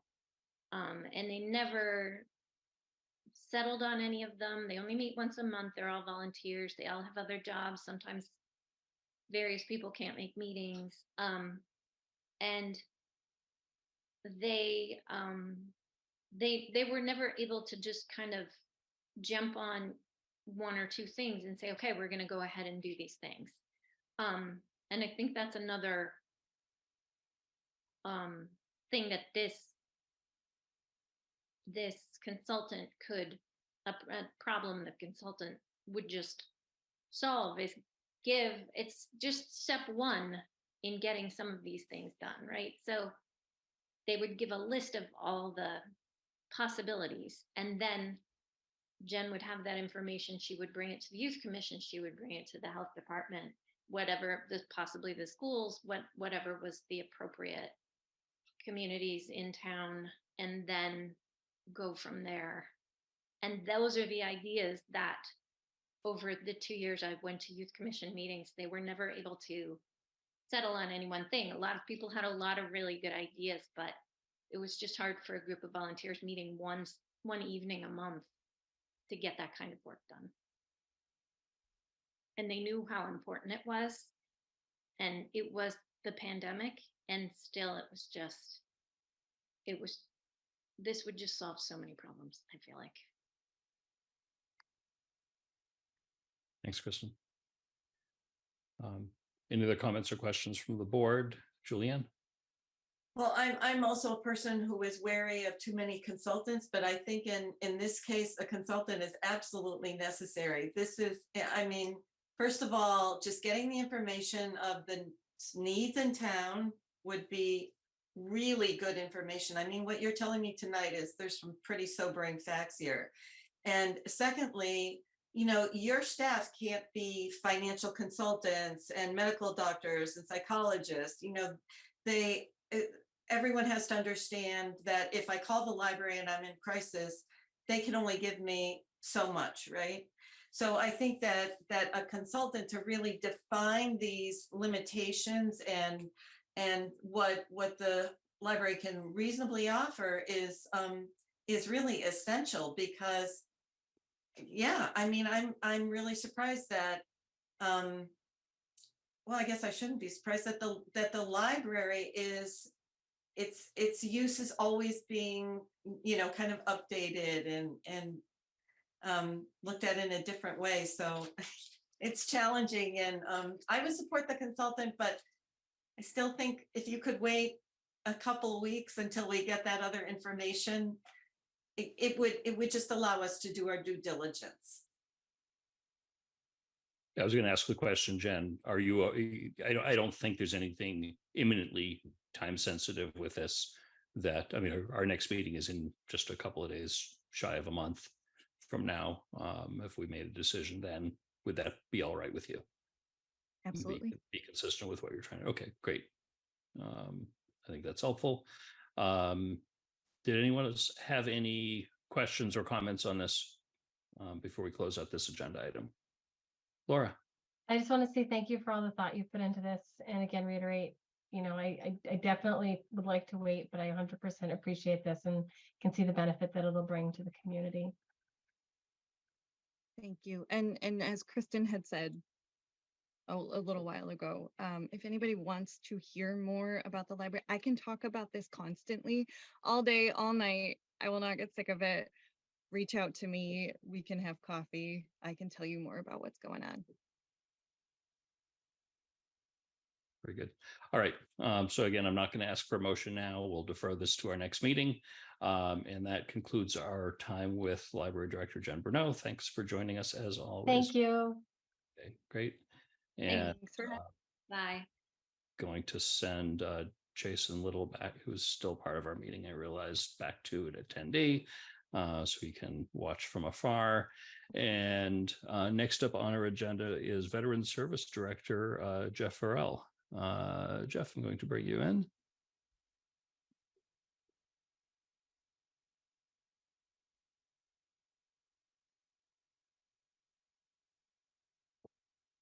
Hey, Jeff, if you could turn on your camera and microphone, would be great. Good to see you. Hello, Mr. Chair. Hello, the rest of the board. Thank you for having me. Great. Thanks for joining us. So tell us what you're looking to do tonight. So our discussion is just to continue operations as a veteran service district with the 3 other towns in the district. Currently, we're operating with 2 full-time staff in Northborough, Shrewsbury, Grafton, and Westborough. Ashley and myself split days and spend a day in each town. We've recently set up shop in the senior center. It's a great location to meet people. And it's just a simple memo to the now Executive Office of Veteran Services that we would like to continue working as a district. Sounds good. Any questions, comments, concerns from the board? I think this is obvious. I hope it's obvious that we want to go ahead with this. Lisa. Just want to say thank you very much for doing this. I know the veterans need a lot of services that they often have got forgotten about. So thank you very much. And I'm glad you're utilizing some of the senior center. That's fabulous. Thank you. Yes, it's been a good home. Great. Any other comments or questions? Okay, in which case, this is an easier one. I'll entertain a motion. Lisa? Oh dear. Hold on. Mhm.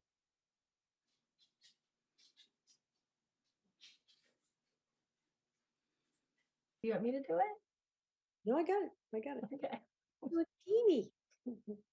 I move the board vote to authorize the chair to send a letter to the State Department of Veteran Services in support of the application for renewal of the Central Massachusetts Veteran Services District for the towns of Northborough, Grafton, Shrewsbury, and Westborough. Second. Motion made by Lisa, seconded by Laura. Jeff, is that consistent with what you're looking for, correct? Yes, that is correct. Fantastic. Any other discussion or comments? All those in favor, Lisa, Aye. Laura, Aye. Kristen, Bye. Julianne. Aye. I also vote aye. Vote is unanimous in favor. I assume whoever creates this letter in the office will let me know when I can come in and sign it and we can get it sent off. Jeff, thank you very, very much for joining us tonight. Appreciate it. Thank you for having me. Continued success. Thanks. All righty. Next up, we have Finance Director Jason Little. Jason coming back again. Jason, you know the drill. If you could turn on your camera and unmute yourself. And the topic for Jason is senior tax relief options on your under senior tax work-off program. So just to set the stage a little bit, the board met with Jason about 6 months ago to talk about an option that was then adopted by town meeting for increasing the limits for the property tax deferral program. And at that, we asked, what else can we do to help the seniors? And so Jason's done a lot of work on that and is back before us tonight to let us know something that we can do. Jason, take it away. All right, thank you, Mr. Chair. These efforts have kind of gone a ways back, starting with the COVID pandemic and the rollout of the pandemic. We started looking at hard at the various tax relief benefits we had for seniors, and we met across departments. The assessors department and the senior center staff have put a lot of effort into this, coming up with this list of options that we can bring forward and offer additional tax relief to seniors. On the assessor's webpage, there's a listing of all of the exemptions that are available, and the assessor's office does a great job. I was going to say holding people's hand, but working with people on working through the application process for those exemptions. The one that I want you to consider tonight is simply a vote of the Board of Selectmen, and this is offering additional limit to the senior work-off program.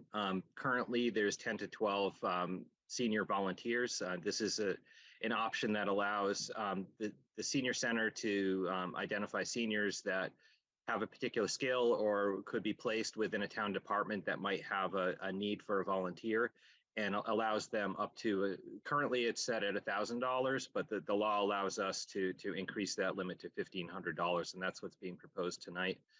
At one point back in 2017, following municipal modernization, when the limits increased, there's the ability for the board to impose their own criteria to the program. And at that point, they added income restrictions to the program to kind of gatekeep the people coming into it. And the staff in both departments have felt that's an administrative burden. A lot of the communities around us do not have any income restrictions for the senior work-off program. Still, the program's limited to the number of positions that are available in departments and needs among departments. So we don't foresee this the demand being exploding in this program. Again, it's should be noted that again, 10 to 12 people at $1,000. I mean that's you know, $10,000 to $12,000 cost to the town. It's funded from the overlay, which is the amount that's set aside to fund abatements. So again, the program provides for abatements to seniors' tax bills that participate in the program. And I'm happy to answer any questions if any come forward. Laura. Is that $1,500 per year? The limit would be $1,500 per year.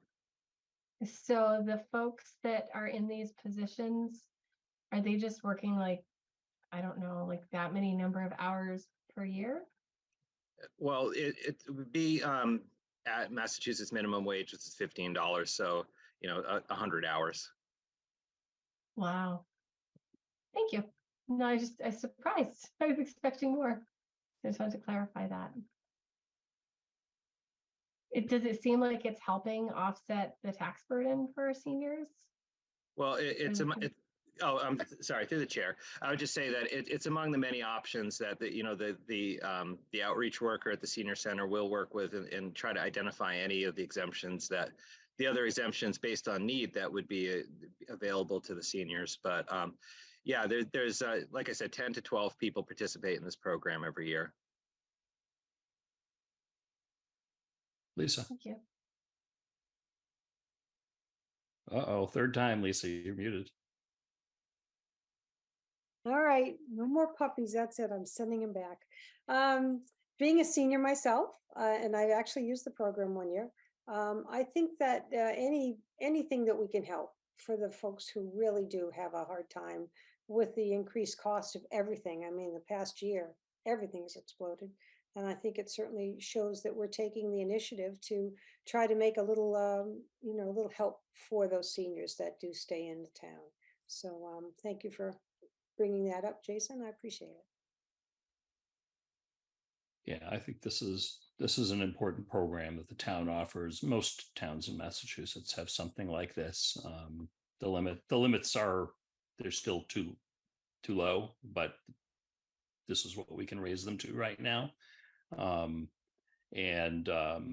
make note that that one of the recommendations here is to set a cap, a total of $40,000 for the program, and that I think is around double of the amount of money that is in there right now. And I thought that was a good idea to set a cap for anyone who was concerned about this, potentially boiling out of control or anything like that. That there is a cap in place of a total of, again, $40,000. But because of the number of positions that are currently unlikely in the future available for seniors to fill in their town capacities, that Jason, correct me if I'm wrong, you don't see us approaching that $40,000 figure anytime soon. Right, but like I said, we kind of foresee 10 to 12 people continuing to participate in the program, and just maybe participating at an increased number of hours, given the increase in the limit. Like I said, $1,500 would be the limit.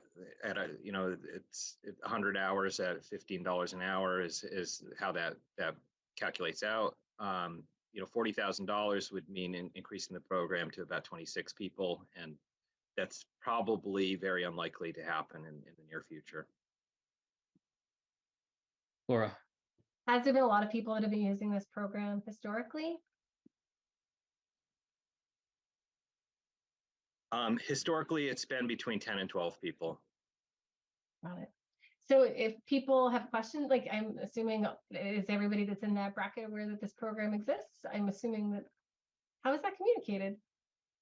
Well, to answer that question, it's on the list of tax relief options that are, published on the assessor's webpage. They're on the treasurer collector's webpage. We have them up on the wall across town hall.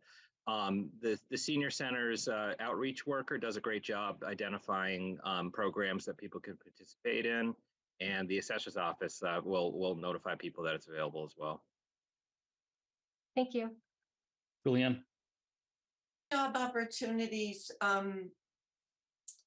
determined by whom are they determined? So let's just say Parks and Rec has an idea for, they need somebody 2 hours a week, and this could be a good senior work off program. So where do they go? Like who makes the final decision on whether this program fits into this program or not?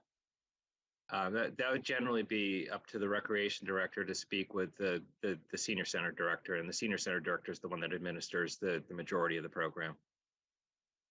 Oh, okay.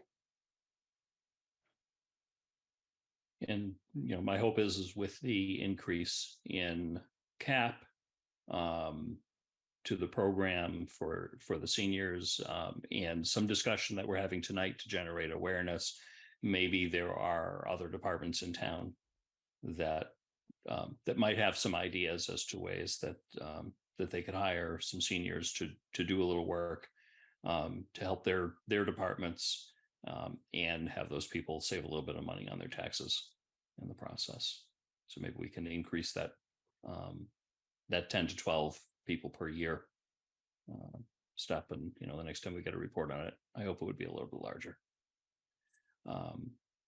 Okay. Any other comments or questions? If none, I will entertain a motion. Mr. Chairman, I move the board vote to amend senior tax work-off program criteria adopted by the select board at its July 17th, 2017 meeting as follows. Remove the income limits for eligibility, provide for a maximum annual abatement of $1,500 at current Massachusetts minimum wage rates, set an annual aggregate benefit limit of $40,000, and make such changes effective immediately pursuant to Massachusetts General Law, Chapter 59, Section 5K. Second. Okay, motion made by Laura, seconded by Kristen. Any other discussion? All those in favor? Laura. Aye. Kristen. Aye. Julianne. Aye. Lisa. Aye. I also vote aye. Vote unanimous in favor. Thank you very much, Jason, for joining us. I'm going to add that Jason and I have had a couple of brief discussions on some additional benefits that we might be able to offer seniors. They're really tweaks to existing programs. So don't get too excited about anything really big. We're limited by what state law lets us do. And those other tweaks would require town meeting approval. So I imagine we'll be hearing about those, sometime in the next few months. Great. Again, thank you for joining us, Jason. Thanks, everybody. I appreciate it. Sure. Next up, we have Planning Director Lori Connors, continuation of the ARPA discussion from last time about the Northborough sign and facade program. Lori, I will bring you in.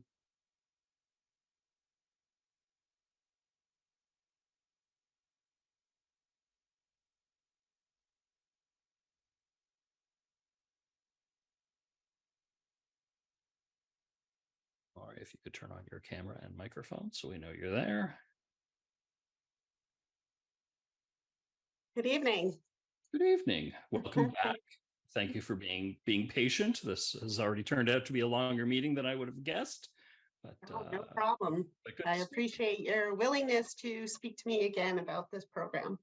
So when we had our meeting with you just a week ago, I think the board at least had some level of interest in this and was requesting a couple of changes to the program and wanted another week to think about it a bit more. And you did make some changes to the program based on feedback, which I think, based on my reading, met the requests, and that was in our agenda packet. I'll open it up to you if you want to describe either any of the changes or anything else that's new, and then I'll open it up to the board for questions. I'd be happy to. So of course, I sent you a red line copy of the changes as well as a clean copy. So what I was trying to do is clarify, based on some feedback that we received at the last meeting from a resident, that this program would apply to buildings with both business uses exclusively as well as mixed uses. So that would be a combination of business uses, or it could be a combination of business and residential uses. As far as the location is concerned, I was just trying to clarify the language again to make it clear that the program would be eligible to people throughout the town. However, those who are located in the downtown business district would receive priority. I still am grappling with how to prioritize. And I thought that the best approach is for the committee to see how many applications are coming in the door. I did modify the deadline. So we would start receiving applications as soon as possible. So I am anticipating by November 1st, 2023, if we're able to get an answer from you folks tonight. If it's going to be delayed, then of course that won't be possible. I heard your concerns about getting a stack of applications in before certain decisions are made. So I revised the language to say that the committee would not begin evaluating the applications until February 1st, 2024. So the decisions would be made on that date or soon thereafter.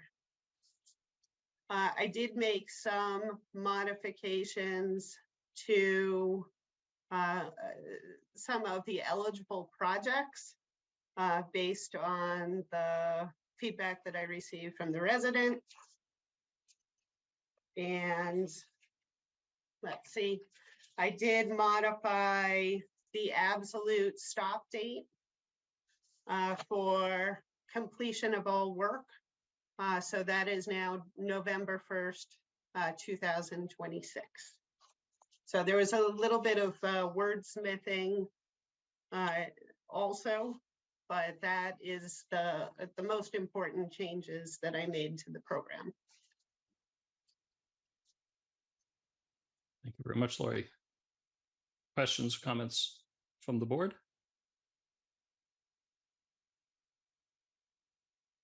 Julianne? So I'll start.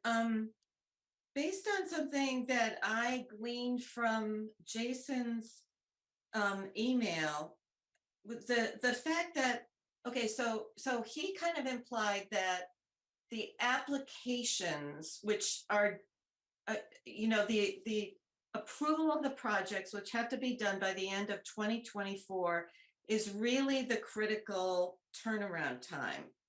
Because, and in the most recent update that you have, you said all decisions will be made by 12/1/24. So that only gives us, if all decisions are made by 12/1/24 and you've got you only have $150,000 worth of applications, that only gives us 30 days to turn that around, right? Yes, I'm anticipating that because this is going to be a rolling submission process, that I should have a really good feel about the number of applications that are coming in, as well as the fiscal requests. So I suspect that by November 1st, which is the absolute deadline for receiving applications, I'll be clear, if I only have one application remaining, and that one application is for $20,000, and we've only awarded $150,000 at that point, then I should know by November 1st that I have too much money, and that there will be money that will be available for you folks to do other things with. So of course, I don't know for sure how many applications would be received by the November 1st deadline. So I wanted to provide some wiggle room for the evaluation of those applications, and there may be a little bit of back and forth discussion with the applicants. So I don't really want to move up that date to November 1st, 2024. Unless I'm going to reduce, or you folks, reduce the amount of money that is awarded. Because of course, as you know, we're already in the middle of September. And it's gonna take a while to spread the word about the program. And then it's gonna take a while for people to develop projects and then submit those projects and those projects to be evaluated. So time really is of the essence. So I don't really feel comfortable cutting down that date further. I think we will need all of that time. Yeah, Julianne, just to follow up on the concern, which I appreciate, my suspicion is you want to make sure that we don't send lots of money back to the federal government. Totally. I mean, that wouldn't be financially prudent to do so. That question applies to really any of the projects that we allocate money for, that there's always a risk that there's going to be some money unspent. The school roof could cost a little bit less than what was budgeted, et cetera, et cetera. So one of our jobs as we get towards the end of calendar 2024 is to identify projects either that haven't yet been funded or could use some more funding and have those ready to go. So that what I anticipate is one of our meetings in December 2024, we will vote to allocate every last penny of ARPA to some set of projects or tasks, so that we don't send lots of money back to the federal government. And we're just talking about this one tonight, but in any of those projects could have some unexpended funds. And so we will have to deal with that no matter what. I don't think this project is any different in that regard. Okay, so Lori, can you walk us through this rolling admissions thing? So on Wednesday, December 13th of 2023, you get 5 applications. So what happens from that point?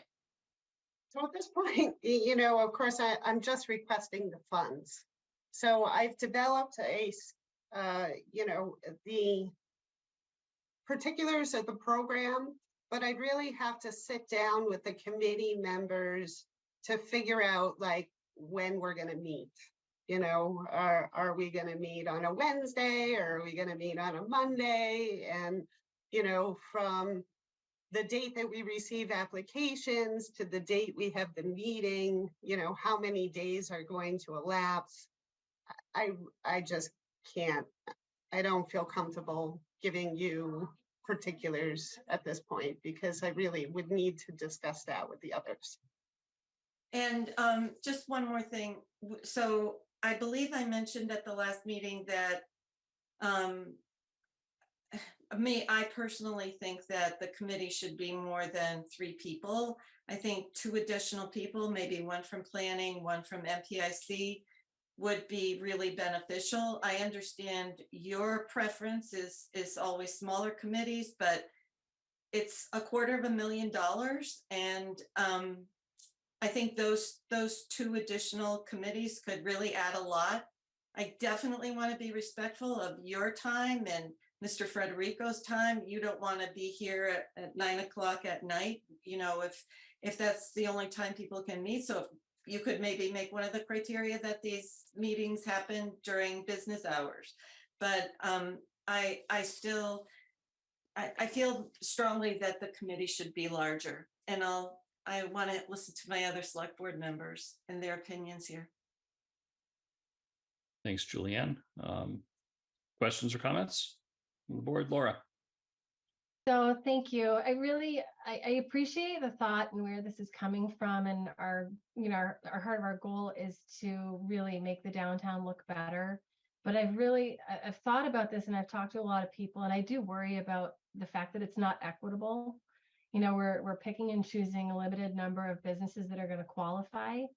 I was surprised to see that mixed use was added in as some of the qualifying properties, mainly because if a company were to get this grant and we invest this money and then they turn around and sell that business or sell that development, I don't know that that's a great use of money. And then another concern is that our sign bylaw is outdated. And I know that there was some talk about improving what that bylaw was going to look like so that the downtown would have some uniformity to it. And I still don't feel like we have a real good idea of what we want the downtown to look like. And I worry that if we approve this and we've got all these people coming with different proposals and no real guidelines from a consistency perspective, it's going to make the downtown look more, I just don't know that it's going to look nice. Sorry. Are you complete, Laura? Sorry to interrupt. I thought you were done. Yeah, and then Juliana just said the committee size was also concerning. But yeah, those were my points. Yeah, I mean, we talked a little bit about the consistency question, about the sign bylaw question. At town meeting in the spring, maybe there will be a new proposal for a sign bylaw. I don't know. That wouldn't go into effect for a few months after. Any projects that come in after that, of course, would be required to have that in place. We don't have the time. We can't wait. If we're going to start this program, we can't wait and start that after the Attorney General approves a bylaw change that takes place at the April town meeting. That would probably be in August or September of next year, as there would just be a couple of months to cycle that through. So it's not feasible. I wish the sign bylaw proposal that had been placed before town meeting a couple of years ago had passed. Mm-hmm. That would be a better situation. The town made that decision. Yeah. So this is what we have now. Obviously, there are some important criteria consistent with that proposal that are in the requirements that we're being asked to approve tonight. Backlit signs wouldn't be allowed, et cetera. And the folks involved in this at a staff and outside level have a good understanding for what would likely be proposed in any sign bylaw change, as well as consistency for what I think we're all looking for downtown. given where we are in the timeline process, that doesn't concern me. Yes, I wish we could go back in time 2 years ago and have that in place now. That would be better. We can't do that, and we can't wait until next fall to start this process. So I don't see any reason why we shouldn't start now. I don't have any problem waiting for, with the group that's proposed. We have somebody that's already on a couple of these committees that have been mentioned, who is, a Northborough citizen that I think most of us know and trust, maybe all of us know and trust, being part of this. If the committee wishes and we want to add somebody else to it, that's fine. Keep in mind, this is a staff committee with some volunteer help. This is not a public body that we're creating here. So it's a little bit of a different situation. Kristen, you ended up, and then Lisa. So I have a question for Laurie. So if you were to have a proposal, right, you have to vet the proposals and decide whether or not to grant the money, right? So would all three of you have to agree that it's a thumbs up, or is it just 2 out of 3? How would you? I would assume that it would be 2 out of 3. So there are various criteria, the design review criteria. So this would be a checking of the boxes. So I would imagine that we would have a conversation about the first criteria. Does the proposed project improve the aesthetic of the building and enhance the appearance of the neighborhood in the town? So then we would discuss that criteria, and then we would vote on whether or not this particular project met that criteria. Then we would go down to the next one and the next one and the next one. And if we are reviewing multiple proposals, then the proposals that meet the most criteria would be the ones to get the funds. That's the way I envision it. Okay. And then I did have another question. Oh, I might remember it later. Let somebody else go. Sorry. Thanks, Kristen. Lisa. And I'm not on mute. Look at that. Hi. So I got a couple of questions. Probably the first one, when you did make the change that said originally commercial and then went to mixed use, what was the reason to do that? Because there are certain businesses, particularly in the downtown, that have retail below and apartments above. So a perfect example of that, I believe, is the building that I showed in the picture. So that was 10 South Street. I believe that those are apartments above. So we would want to ensure that that building was eligible to participate in the program. So if you remember, this is facade changes. So it's not any improvements to the interior of the building. And it's also not improvements to sides of the building that are not visible from the street. So that is a corner building. So of course it has 2 front facades, in my opinion. So there are two faces of the building that would be eligible through this program. So that's the motivation, is to enable buildings that might have an apartment above, which of course is a type of construction that we are strongly recommending continue. So, this is the type of building style that folks have said that they like in our downtown. So because those buildings are likely to continue, we want to ensure that they look as good as they can possibly look. Okay, and why would that not just qualify under commercial? Just because it has the apartments in it? Because of the question of the resident that spoke last week. So under the commercial definition in the building code includes apartments. So if you have a multifamily home that has no business, it is considered a commercial use. So what I was trying to do is clarify that exclusive use single residential properties are not eligible to participate in the program. But if it's mixed use as defined in the zoning bylaw, so that could be mixed business uses, it could be a combination of residential and business uses, those would be eligible. Okay, and then, so I attended the business grouping for MPIC when they were talking about downtown. And we had a small handful of people. How many businesses have already come forward to you to say that they are looking forward to this and they would certainly want to participate? Have you already had people coming, or has nobody made any inroads yet? You know, I haven't been advertising the program because the program doesn't currently exist. So I have spoken to a couple of business owners who were excited about the program. I didn't do a survey of all the business owners in town, you know, so I can't tell you. I don't really like to get people excited about something that may not get off the ground. So I didn't want to shout this program to the rooftops when it may not get any further than this discussion this evening.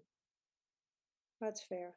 It just was a little disappointing to have such few participants when we did ask the businesses to come forward and help us with this, the implementation of the master plan. And I appreciate the amount of work you've done, because it certainly is an amount of work that's pretty large. Well, I have concerns. I've concerns. I'm not as comfortable as some other board members might be with moving forward, without having bylaws in place, because we were pretty much pushed back quite heavily when we tried to start putting things, even definitions out. It was no, wait. And I think you put the cart before the horse if you don't have bylaws and more defined looks for this program. I don't believe that that it should be something that's a personal opinion. I think it should be something that a collective body put together, and there was agreement made on the visual. There's a lot of wordage from dimension, and there's very little visual put in place. There were many signs that were bought just recently. I think 4 or 5 went downtown immediately that were Intellit signs, brand new signs.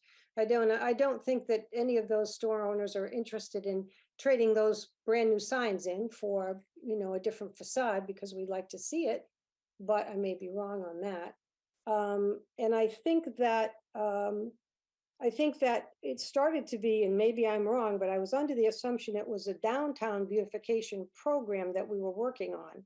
And then it changed to be, I don't know, all of Route 20, perhaps, going from business west to business east.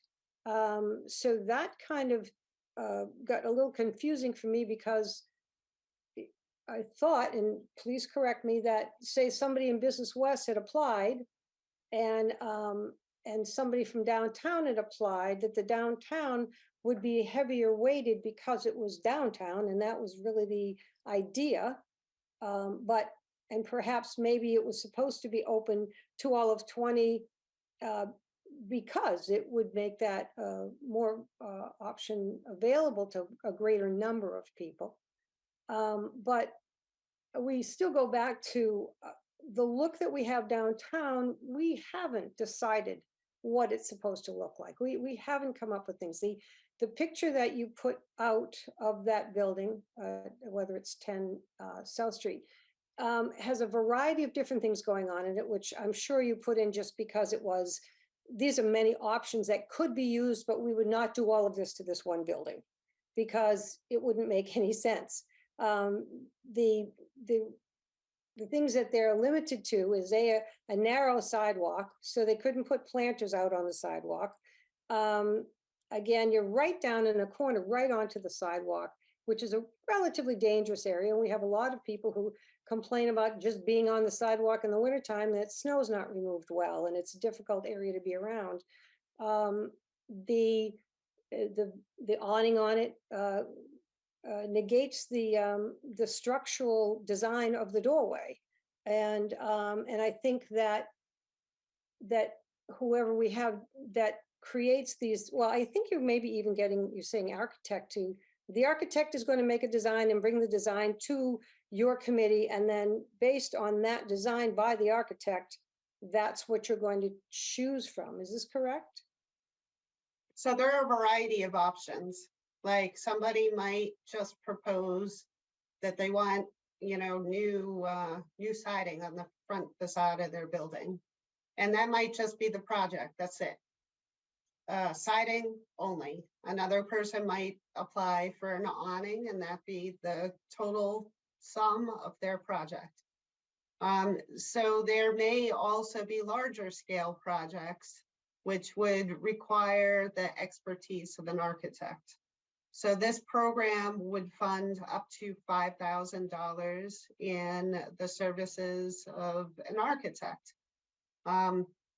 However, that couldn't be a standalone project. It would have to be part of a facade improvement project. So it would have to be, $5,000 for their services, as well as however, maybe it's $35,000 worth of facade improvements. And once again, they pay 50% and the town pays 50%. So there are a whole array of ways that the program can work for people. And it's up to the business owner and the property owner to decide how they want to take advantage of these funds. All right, and again, again, speaking as a designer, I look at the downtown and I can create visions in my head as well. And I'm imagining 5 different buildings doing awnings. And each one of those awnings is a different color or striped, maybe not blending well together.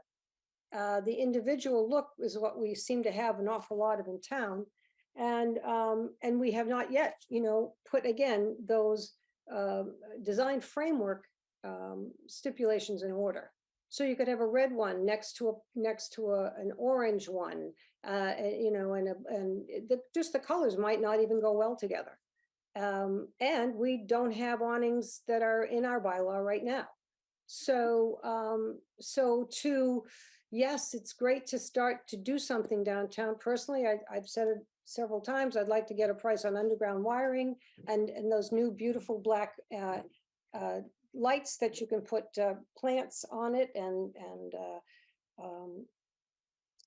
banners on it that would improve it for everyone going by. But we're singling out a few businesses downtown.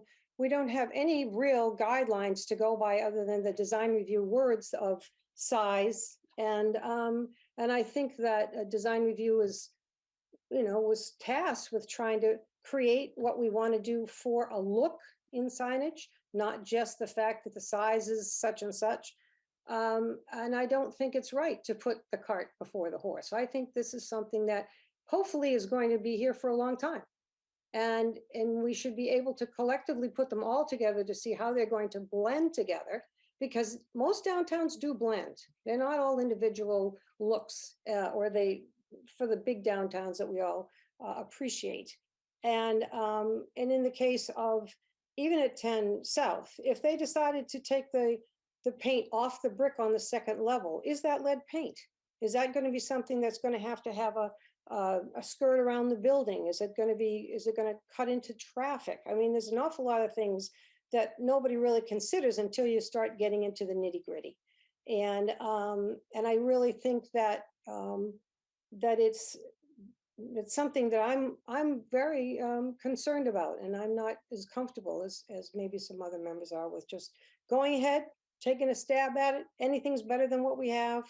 I'm not going to go along with that method of thought, but those are some of my worries. So thank you. Lori. I just wanted to address one of the comments, and one of the design review criteria is is the project compatible with the character, architecture, and materials of the building, as well as other buildings on the street or nearby that have a visual relationship to the subject property? And then also there is a reference. All applicants are encouraged to refer to the Town of Northborough design guidelines that were adopted in 2012. And those are the design guidelines that the Design Review Committee, the Planning Board, and the ZBA are currently working off of. And I will repeat that the design guidelines do not have any visuals in them for that. Certainly. They actually have many photos Sign- that just display. So like, for example, there's a section on building massing. There's a section on building roof lines. There's a section on windows. There's a section on materials. And all of those sections have pictures of what is encouraged versus what is discouraged. They have them for signage as well. That is not spoken to. Of course, there are regulations in the zoning bylaw, and because there is nothing else, that is what the bottom line is for people to comply with. And then, of course, there is design review criteria having to do with signage. For example, does the project include replacement of signage that is currently non-conforming to the Northborough zoning bylaw? Is the proposed lighting visually appealing, and does it appropriately illuminate signage, storefront window displays, recessed areas of a building facade? So when you look at eligible costs, it talks about that the signage grant is limited to signage and labor and materials related to the removal of existing sign and the installation of new signage on the street facing facade of an eligible building or freestanding sign. And it does say that internally lit box signs are not eligible under the program. So, we included some information for the lack of specific design guidelines, but once again, time is of the essence. And this program really can't wait for the development and adoption of additional sign regulations. Lori, a question, I think you addressed this last time. Other towns have done programs like this before, sign and facade improvements that have been partially funded by towns. Have those All been? the towns, Shrewsbury and Westboro, currently have programs underway. And you'd consider those programs to be successful? Correct. Yes, I use those programs as models for this program. Fantastic. Thank you. And yeah, there are a number of other communities that I looked at as well. And everybody keeps talking about Hudson. That was one of the programs I looked at. Great. Thank you. Kristen, I see your hand up, and then we've got an audience member that I'll go to after that. Thanks. So if we don't vote this through tonight, will there be other ways for us to use ARPA money on signs and facades at all? Because Lori's made it very clear that this program, it's tonight or it's done, right? So no, I will not present you with any other programs for signs and facades. This is what I have developed. This is what I think I could do for this amount of money within this period of time. So if this program isn't funded, then I don't anticipate coming back to the town to fund a similar program. okay, and there wouldn't be anyone else coming to us with anything like that. I get that this is a perfect thing for our planning director, which I really appreciate that you're doing this, by the way, Lori, and I know it's your job, but when I started on the board, we had a different planning director, and maybe I just wasn't always paying attention, but I feel like there wasn't as much of this kind of thing happening. So I do appreciate you being proactive and coming up with the program. And I know it was a lot of work, and I Thank you for that. But so I'm just like making it clear to myself, if maybe I'm helping someone else understand too. If we say no tonight, then we don't get any sign and facade programs with the ARPA money. Yes? Correct. Mitch? And I'm also asking Mitch. Yeah, I mean, there were probably, given a program like this and how long it takes to implement, I agree with Lori. It doesn't make any sense to start a program based on ARPA, based on the timing of ARPA, by waiting any longer. At any point in the future, we can also always do a sign and facade program out of tax money. We could bring it to town meeting, get appropriation, and so forth. The value of this is it's money that fell out of the sky, so to speak, from the federal government, and we're trying to find good uses for it. I think this is a really, really good use for it. And this is almost a double your money thing, because this is a matching program that's been put together. That it's not just a giveaway and they use that money equal for the signs and facades. They have to match it with at least the same amount of their own money to make this happen. Okay, and I remembered my other question. Laura had said she didn't think it was equitable, and I don't understand. I was just implying it's only a finite number of businesses that are going to be able to take advantage of that. It's very limited in scope. There's other businesses in other parts of town that will not benefit. And I would much rather see a program that the town is funding that would benefit everyone in town, and not put people in a situation where we have to make a decision and choose who does and does not get the money. It's ARPA money that's intended for the entire community in a fair and equitable way. Okay. And I'm okay. Hopefully I clarified that. Yeah, you did. But I think what you're saying is that because she's focusing on the downtown, or prioritizing the downtown, that's the case. Is that true, Laura? Is that what you mean? I would rather see, if we're going to do something downtown, it should benefit everyone and not a select number of businesses or business and mixed use. I can't think of the word, buildings. I do have to say that there are some businesses that have already very nice facades and very nice signs. And it is unlikely that they will be interested in participating in the program because they've already paid for these improvements themselves and they don't need additional improvements. So, those folks are unlikely to apply. Right. And then there are others who are obviously in quite a bit of need.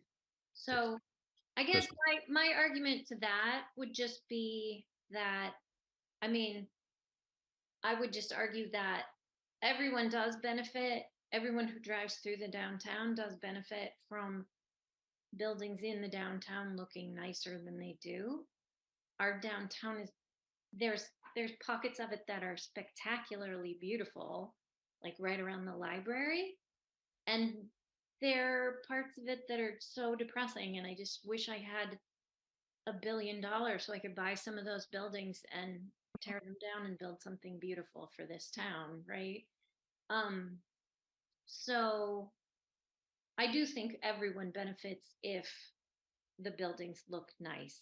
And you could argue that both ways. I do see your point, Laura. I totally get it. But I would just throw that out there, that if the downtown looks a little bit nicer or maybe a lot nicer because of this program, then it seems to me the point of the ARPA money, in my opinion.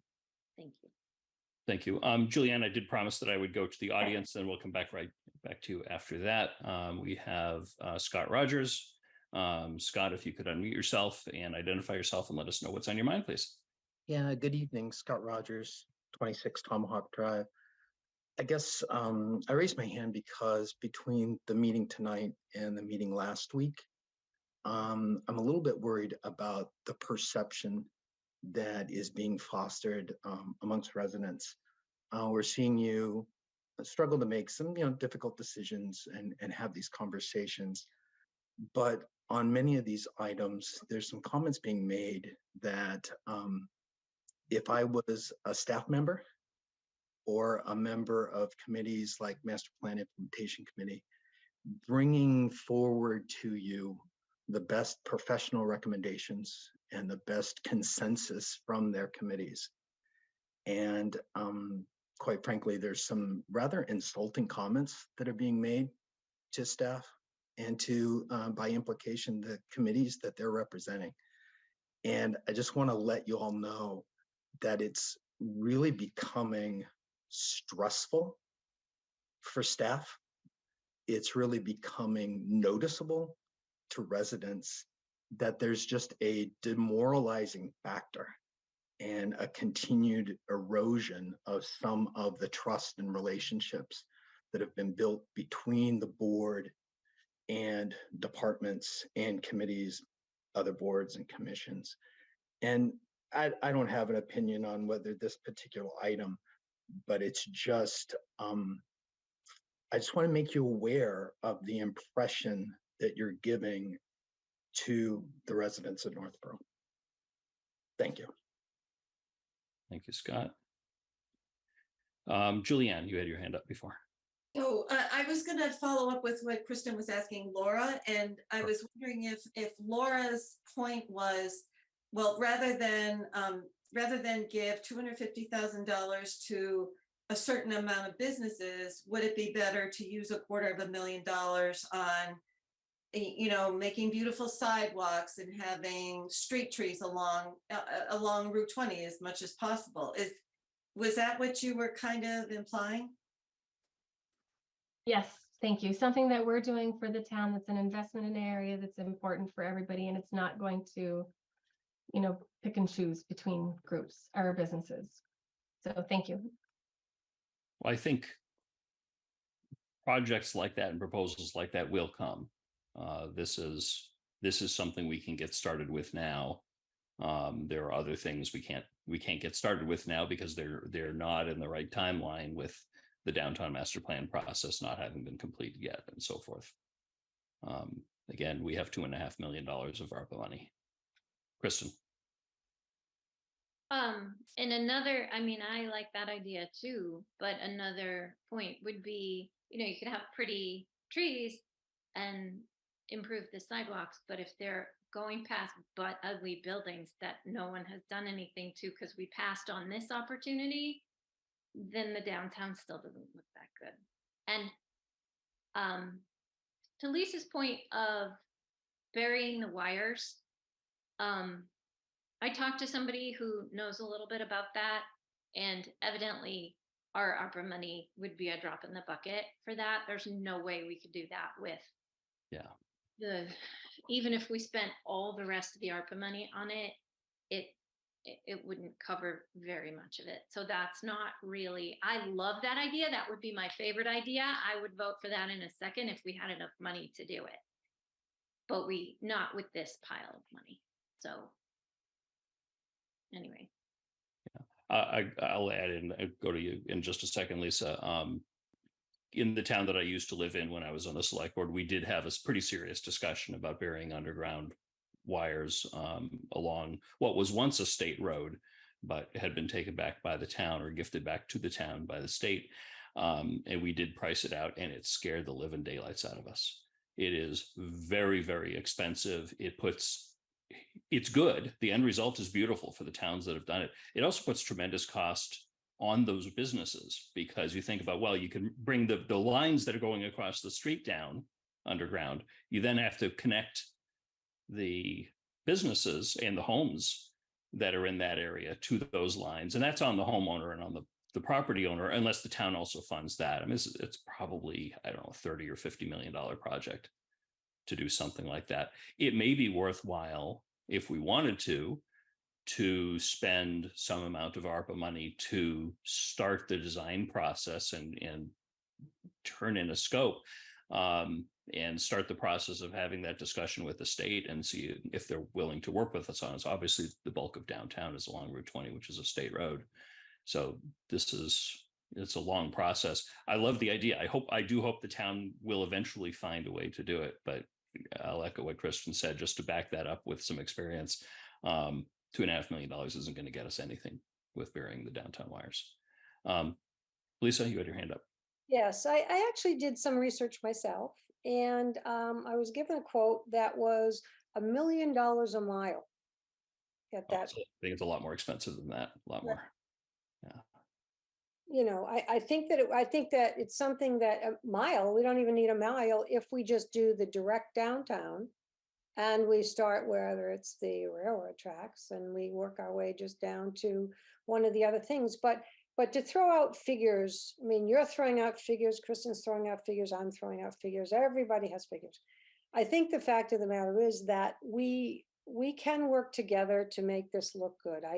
Just as many residents are concerned about what they've heard. I had somebody say to me, is it true that you're going to spend $2 million on awnings?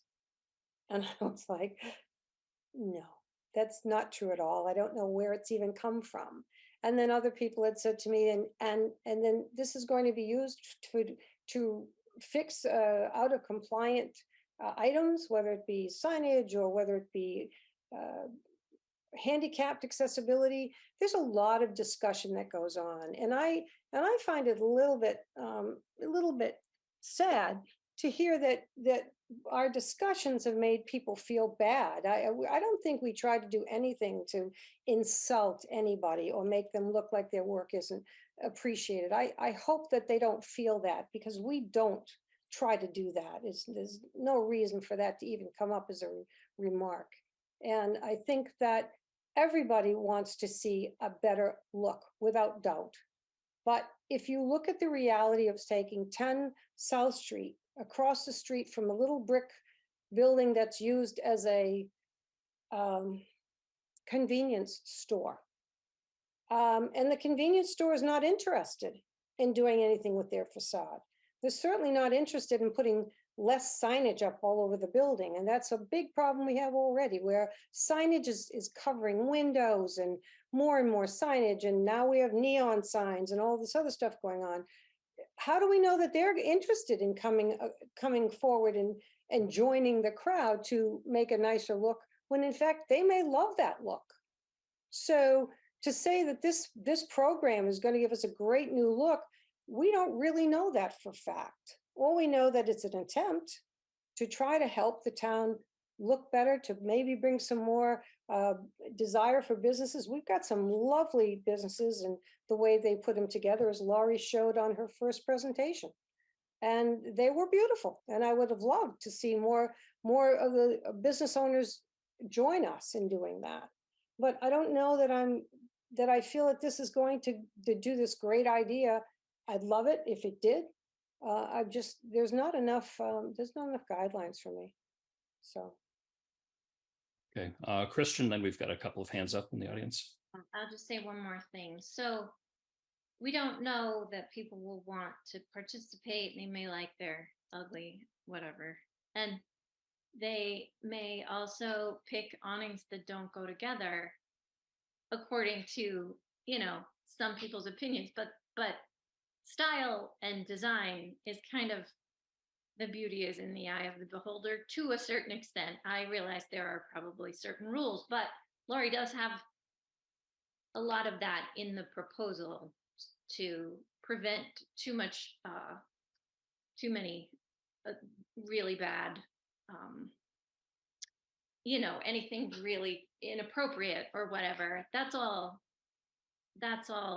written up. So I'm not worried about the program creating problems. I think it will give people an opportunity to make things look nicer. And I don't know who just said it, but maybe it was you, Lisa, but the accessibility piece is really, really important. We just did the DEIB committee just did a self-evaluation of the town, and there are so many problems in this town, and this is a program that will, am I right, Laurie? This will help people pay for things to make their properties accessible, and a lot of them they don't, like, I think Dario said last week, they don't have to, they're grandfathered in, right? But maybe they will now because this program exists. Now they only have to pay half.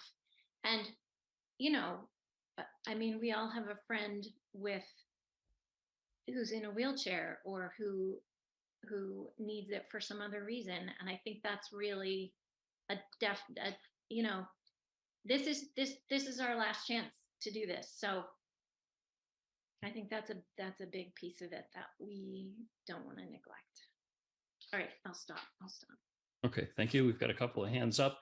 I will ask that audience members make their comments pertinent to the decision that the select board will need to be making shortly, and not so much sort of the meta ideas that might come up here now and then. Rick Leaf, I'm bringing you in.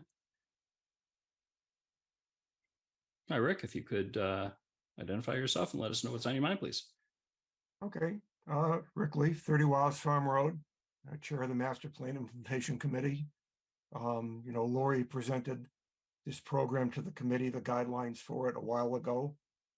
I think the committee felt, and I personally feel, that it will help to start to move forward in a small way the bigger ideas that are being generated by the downtown revitalization plan. As we said at the last meeting, the consultants are wrapping up that report. We hope to have that for review in the committee in our October meeting, and not too long after that, if there aren't too many other modifications to it, to be able to present that plan to your board fairly soon after that.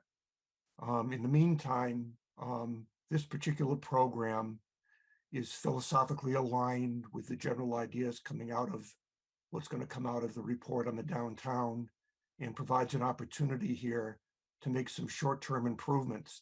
I think it's true that we don't have all the I's dotted and the T's crossed. I don't think you're ever in a situation to do that.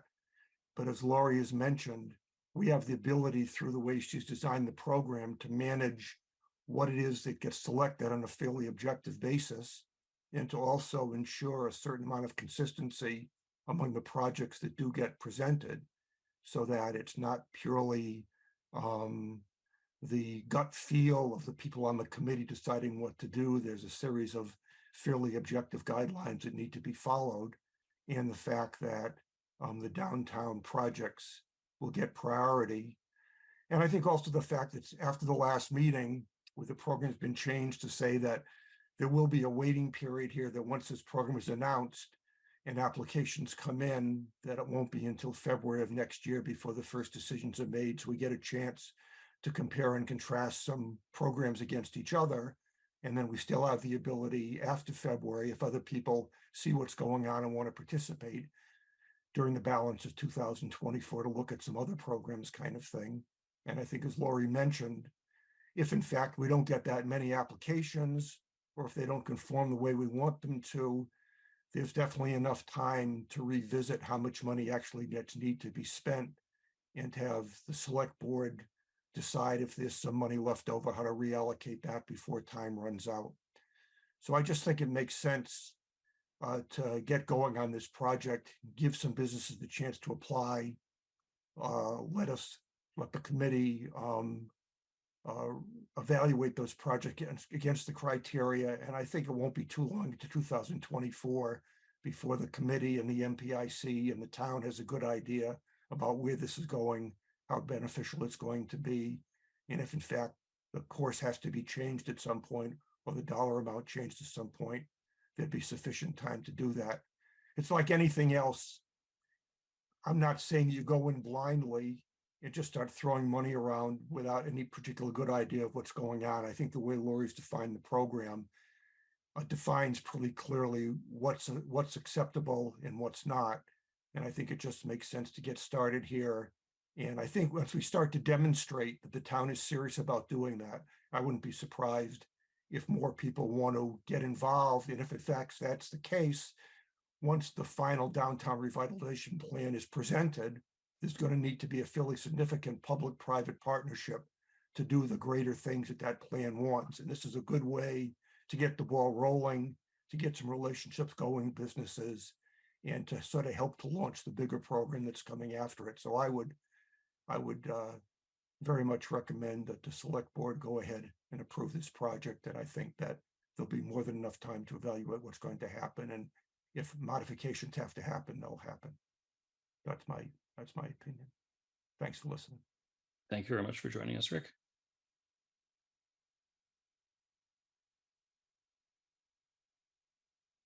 And Scott Rogers in for a second time. Scott, welcome back. Yeah, thanks. And thanks for the selection on the order, because I think the chair of the Master Plan Implementation Committee says it best, right? If you're truly interested in making improvements to downtown as the first of the major priorities coming out of the larger master plan that the implementation committee was charged with doing, and the planning director is representing those approaches, then all the points that Rick made make sense. To not move forward, to say that you want to make some improvements to downtown and then not move forward on anything, I don't understand the inconsistency of some of the board members. So I'm taking down a timestamp when Rick started talking. I'm going to replay that probably 7 more times because he said it so well.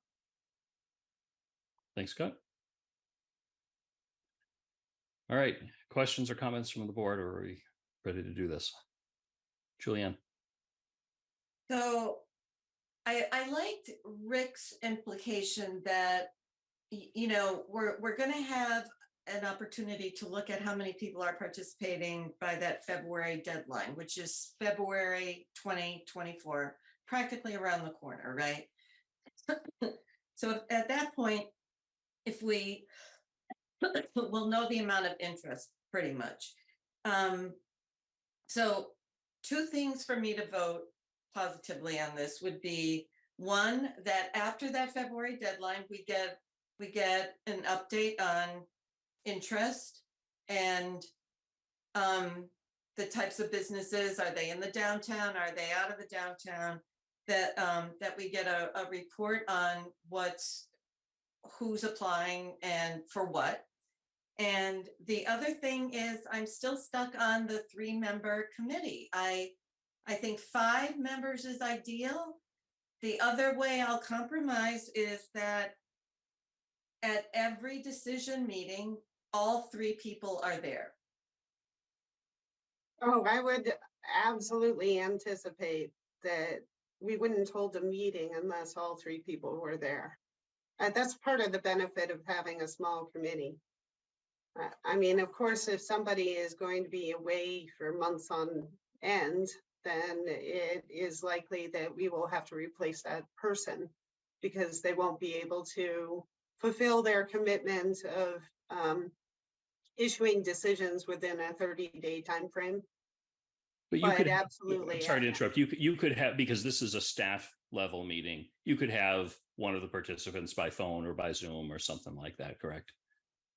Yes, it's not a formal meeting where we're going to have like meeting minutes and it's going to be televised. It would be more of a working group. You know, I would imagine that there would be instances where we would want the applicant to come in to answer questions. And so chances are the bulk of these meetings will happen in person in the town hall during the day.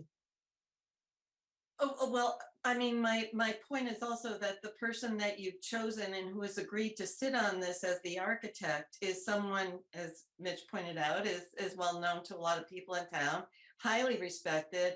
And what would happen in the event that he does have a project in Europe? And we wouldn't meet that week.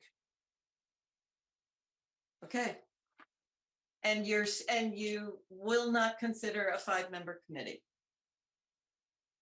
Well, my concern is the ability to dole out 250,000. It is hard to get a 5-member committee together. If you folks insist on a 5-member committee, certainly that is your right. I would recommend in that case, a good member would be Rick Leaf, the chair of the MPIC. The other member, I would really want to have technical expertise in code enforcement or architecture. because a lot of these programs are going to be about facade changes and code compliance issues. So it would be helpful to have another technical expert on board versus, somebody who doesn't have that expertise. If you want to make it a 5-member board, then I would suggest reducing the amount. I would reduce my ask from 250,000 to 150,000 because I don't think it's gonna be able to dole out the amount of money that I was originally envisioning. It's just going to be harder to meet. It's going to be harder to make decisions. It's just going to be more cumbersome. Yeah, just from my perspective, a requirement to increase this group to 5. I agree. It would be really hard for this committee to do the work. I don't think we should do it at that point. I think 3 is the right number. Kristen. I'm muted. I was muted. Okay, so my concern for the 3 people, and when I asked, could two people approve something, right? My concern there is, what if you and Bob agree on something and Dario really thinks it's a bad idea, and he's the code guy and he's the architect and he's the design expert. That I don't think that would happen, but I'm saying this sort of for the benefit of everybody else. Lori, could you just assure us that you'll listen to the architect? Of course. I mean, if the stipulation is going to be that that one individual makes all of the decisions, then I would suggest dispersing with the committee altogether and awarding the sole discretion to that one individual. If the goal is to have 3 people sit on the committee, then, as is typically the place, that my experience with committees is, it would be either unanimous vote or a minimum of 2 people. So it could be Bob and the architect voting in one direction and me voting in another direction. I mean, it could be all different configurations. Right. But like I said, if the architect is the one that you really want to hear from, then I would suggest just having that architect make all of the decisions. No. And I'd be fine with that. I mean, this is town money, and if that's what you folks want to do, then I'm fine with that. No, that's not what I was thinking, because I would never have thought of that. But I was kind of trying to make sure that everyone's, I guess all 3 of you, I want everyone's decisions to really be considered. I want you to, I talked about this when you first brought this up last week, that we're trusting you with these big decisions, right? And you're just gonna listen to each other, discuss, make some good decisions for the town. The reason why I suggested this makeup of the committee is because Bob and I work together every day. Okay. We are working together on permitting on a regular basis. We are supporting, the Zoning Board of Appeals and the Design Review Committee together. So we already have that relationship, and it is our job to work with engineers and architects and lawyers and developers. This is our profession. We all speak the same language.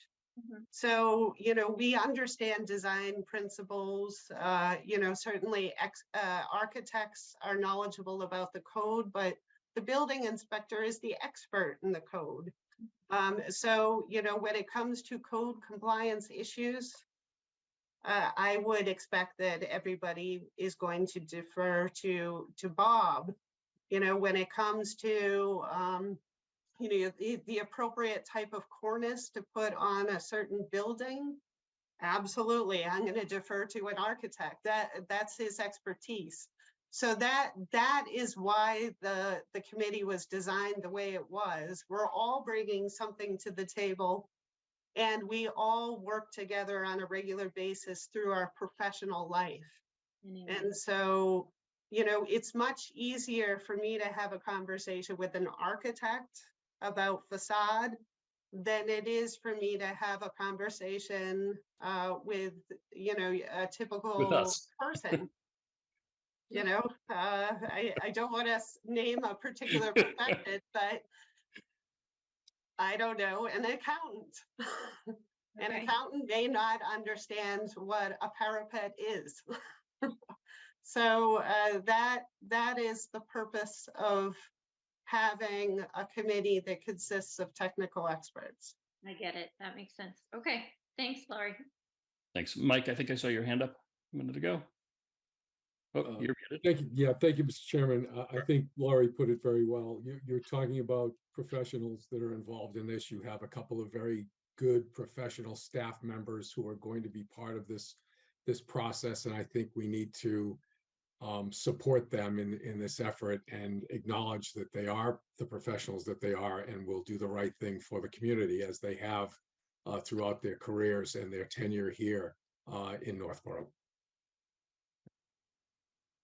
And I think just going back to Julianne, you had made a couple of good points that to get you on board, you wanted to make sure that we got an update of this sometime after the February deadline. I'm going to suggest sometime in the month of March, one of those meetings, so that the group has had the opportunity to review some.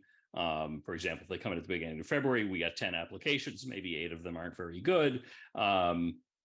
We won't know that if it's in February. Wait till March. I think we could get a good report as to how well it's going so far. And I think we've all agreed, certainly Gloria has agreed, that all 3 members of this group would be there for all decision-making meetings. And I'd be happy to provide those updates. I could do it on a monthly basis after March, or I could do it, say every 3 months, whatever you prefer. Could we have a liaison? Could Julianne maybe be the liaison to this committee so they could go through her? Because weren't you on MPIC? Yeah.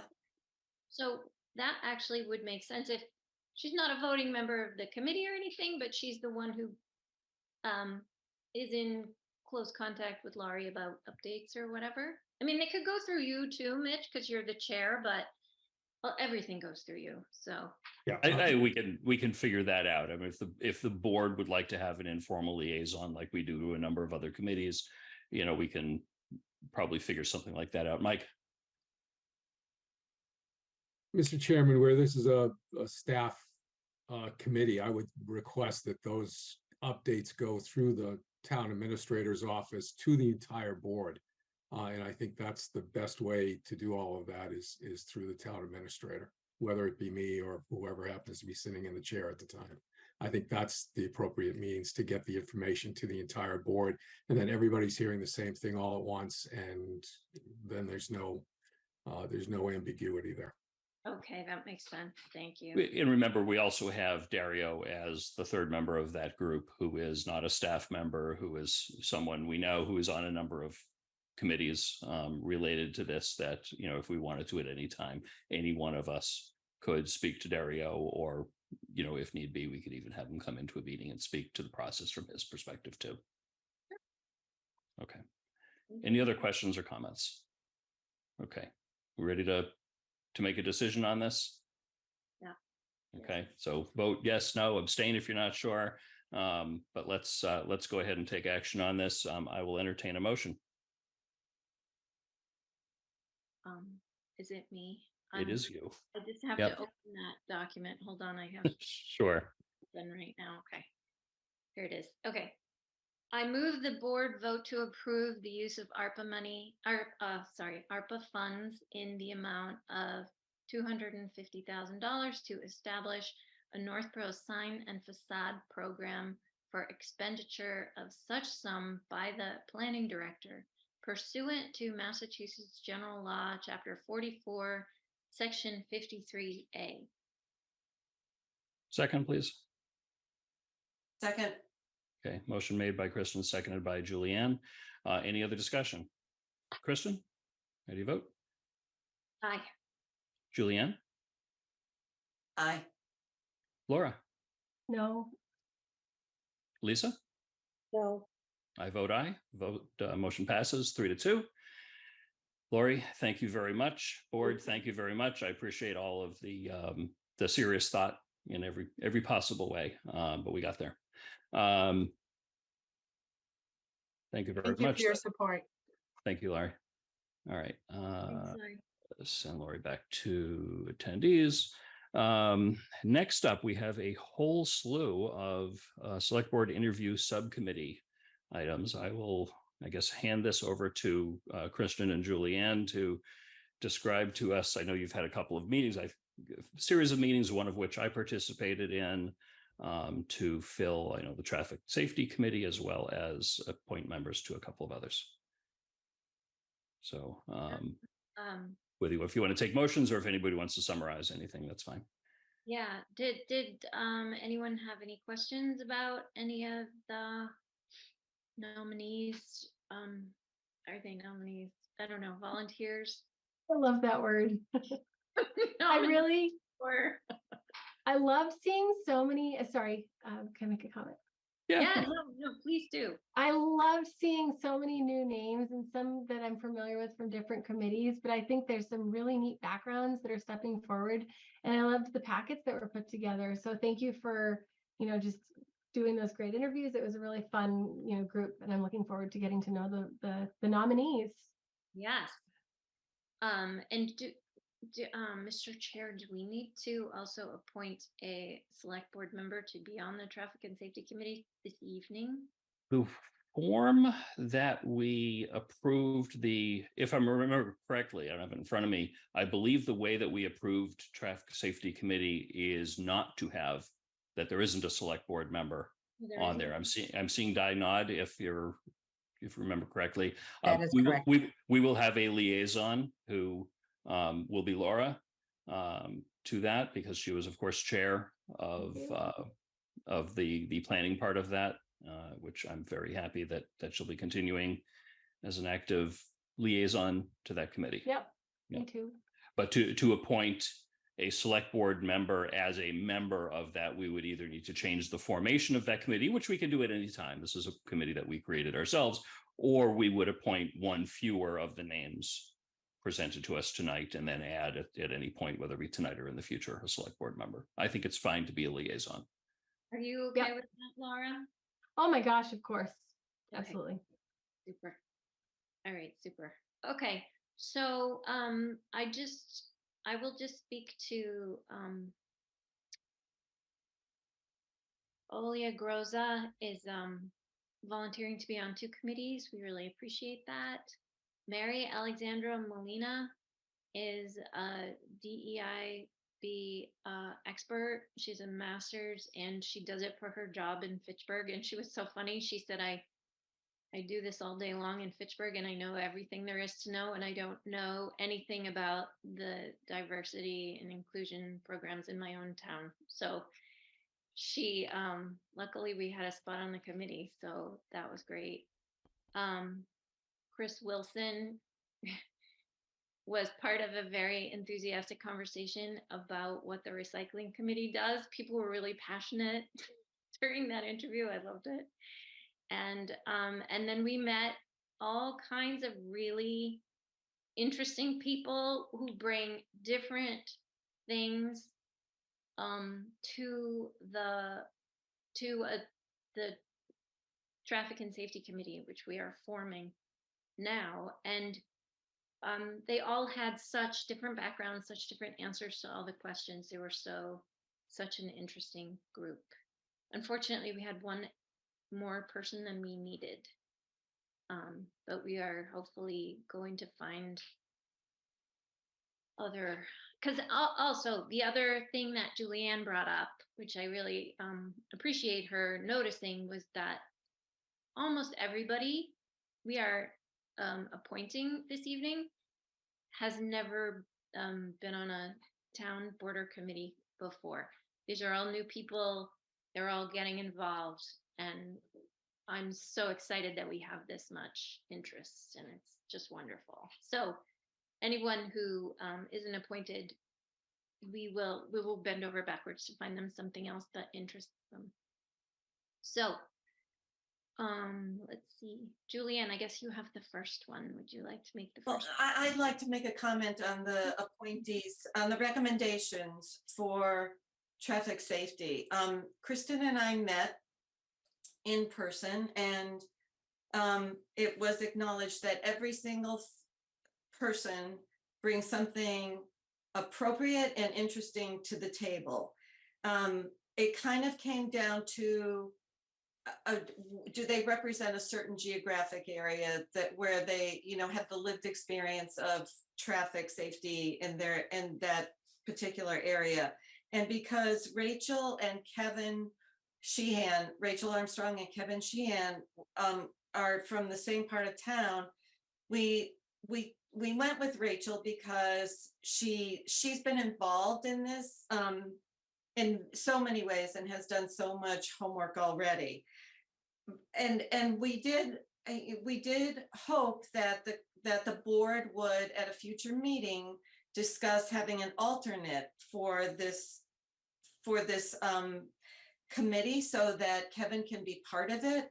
But there's another moving part to the whole thing, which is that tomorrow night, I think Planning Board has on their agenda that they are looking for their appointee. So some of it will depend on whether someone from that committee wants to be on traffic safety or whether they're going to pick a resident. So that's kind of something that we don't know right now. But I just wanted to say that was, I think that was our consensus. Would you agree, Kristen? Yeah, thank Okay. you, Julianne, for bringing that All right. up. So I guess if there's any other questions, we're ready to make motions. So do you want to do the first one? Mr. Chairman, you okay with? Oh, yeah, no, definitely. We're ready to vote on these. Okay. I move the board vote to appoint Jennifer Tallman to the Master Plan Implementation Committee for a partial 2-year term to expire on April 30th, 2025, as recommended by the interview subcommittee. Second. Motion made by Julianne, seconded by Laura. Any other discussion? All those in favor, Julianne? Aye. Laura? Aye. Kristen? Aye. Lisa? Aye. I also vote aye. Vote unanimous in favor. Congratulations, Jennifer. Okay, I move the board vote to appoint Olia Groza to the Community Affairs Committee for a partial 3-year term to expire on April 30th, 2026, as recommended by the interview subcommittee. Second. Motion made by Kristen, seconded, I think, by Julianne. All those in favor, Kristen? Aye. Lisa? Aye. Laura? Aye. Julianne? Aye. I also vote aye. Vote is unanimous in favor. Congratulations, Olia. I move the board vote to appoint Olia Groza to the Diversity, Inclusion, Equity, and Belonging Committee for a partial 2-year term to expire on April 30th, 2025, as recommended by the interview subcommittee. Second. Motion made by Kristen, seconded by Julianne. All those in favor, Kristen? Aye. Laura? Aye. Julianne? Aye. Lisa? I also vote aye. Vote is unanimous in favor. Congratulations again, Olia. I move the board vote to appoint Mary Alexandra Molina to the Diversity, Inclusion, Equity, and Belonging Committee for a partial 3-year term to expire on April 30th, 2026, as recommended by the interview subcommittee. Second. Motion made by Kristen, seconded by Julianne. All those in favor, Lisa? Aye. Laura? Aye. Julianne? Aye. Kristen? Aye. I also vote aye. Vote is unanimous in favor. Congratulations, Mary Alexandra. I move the board vote to appoint Chris Wilson to the Recycling Committee for an indefinite term as recommended by the Interview Subcommittee. Second. Motion made by Julianne, seconded by Kristen. All those in favor, Julianne, Aye. Laura, Hi. Kristen, Aye. Lisa. Aye. I also vote aye. All those, that's unanimous. These votes were coming a little too fast for my mouth. Congratulations, Chris. Next, I move the board vote to appoint Brian Cole to the Traffic Safety Committee for a partial one-year term to expire on April 30th, 2024, as recommended by the Interview Subcommittee. Second. Motion made by Julianne, seconded by Laura. All those in favor, Lisa, Aye. Kristen, Aye. Julianne, Aye. Laura. Hi. I also vote aye. Vote is unanimous in favor. Congratulations, Brian. I move the board vote to appoint Kate Gerard to the Traffic Safety Committee for a partial two-year term to expire on April 30th, 2025, as recommended by the Interview Subcommittee. Second. Motion made by Julianne, seconded by Laura. Let's see. All those in favor, Julianne, Aye. Lisa, Aye. Kristen, Aye. Laura. Aye. I also vote aye. The vote is unanimous in favor. Congratulations, Kate. I think we have one more. Yes, I move the board vote to appoint Christopher Diachetis and Rachel Armstrong to the Traffic Safety Committee for partial three-year terms to expire on April 30th, 2026, as recommended by the Interview Subcommittee. Second. Motion made by Kristen, seconded vehemently by Laura. All those in favor, Laura, Hi. Julianne, Aye. Lisa, Aye. Kristen. Aye. Vote is unanimous. I also vote aye. Vote is unanimous in favor. Congratulations, Christopher and Rachel. Again, we grouped those because the expiration date and the committee were the same on both. So save us one motion. Thank you very much and congratulations to all of those who interviewed, including one person that interviewed and was not yet selected, but I think we'll find a place for them. And thank you very much for the interview committee for all their work thus far. That concludes the interview subcommittee portion of our agenda. And next up, we have consideration of an open meeting law response. And I'll turn the floor over to Mr. Gallagher. Mike. Thank you, Mr. Chairman, through you. This agenda item is an open meeting law complaint regarding the board's meeting of September 11th, 2023. The complaint was submitted by Patrick Higgins. It is dated September 12th, 2023, and there is a copy in your meeting packet. The complaint claims that there were two violations. First, regarding the executive session item on the SA Farm and City of Marlborough litigation matters, that the chair did not state that a meeting in open session would have a detrimental effect on the town's litigation position. The second, that the chair did not announce that the board's meeting was being recorded. Each of these items seems to be a technical matter and simply an inadvertent oversight, but the board is required to review the complaint and decide what action to take, so I will outline the process. As laid out in the regulations of the Attorney General, the board has 14 business days to review the complaint, to take remedial action if the board finds such action to be appropriate, and to send a response to Mr. Higgins as the complainant with a description of any remedial action. A copy of the complaint must be sent to the Attorney General together with a description of any remedial action that is taken under 940 CMR 29055. Tonight's meeting is within 14 business days of receipt of the complaint. As I mentioned, the two claimed violations relate to technical matters of procedure. I would recommend that the board determine that there were technical violations regarding the announcement concerning the executive session and the absence of an announcement that the meeting was being recorded. My reasons are the following. The open meeting law allows for an executive session to discuss litigation strategy if an open meeting may have a detrimental effect on the litigation position of the public body and the chair so declares. That's under General Law, Chapter 30A, Section 21A3.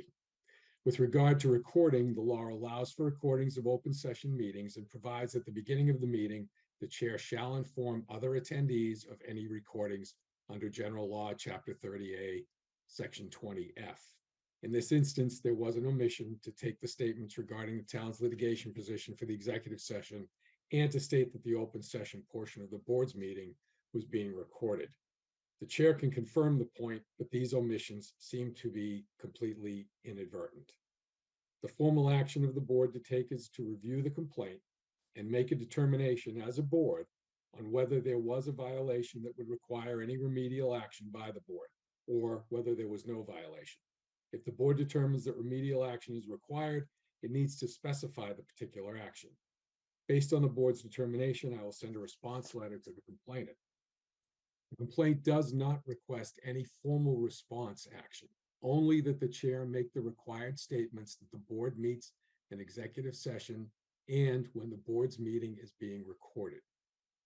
On the basis of the information presented, and after the board completes its review of the matter, I would recommend that it approve a motion, and I've provided you with a motion to make after you've determined whether or not there was an actual violation of the open meeting law. So I will leave it at that. Thank you very much, Mike. Based on my discussion with Mike, I agree completely with the recommendation. Our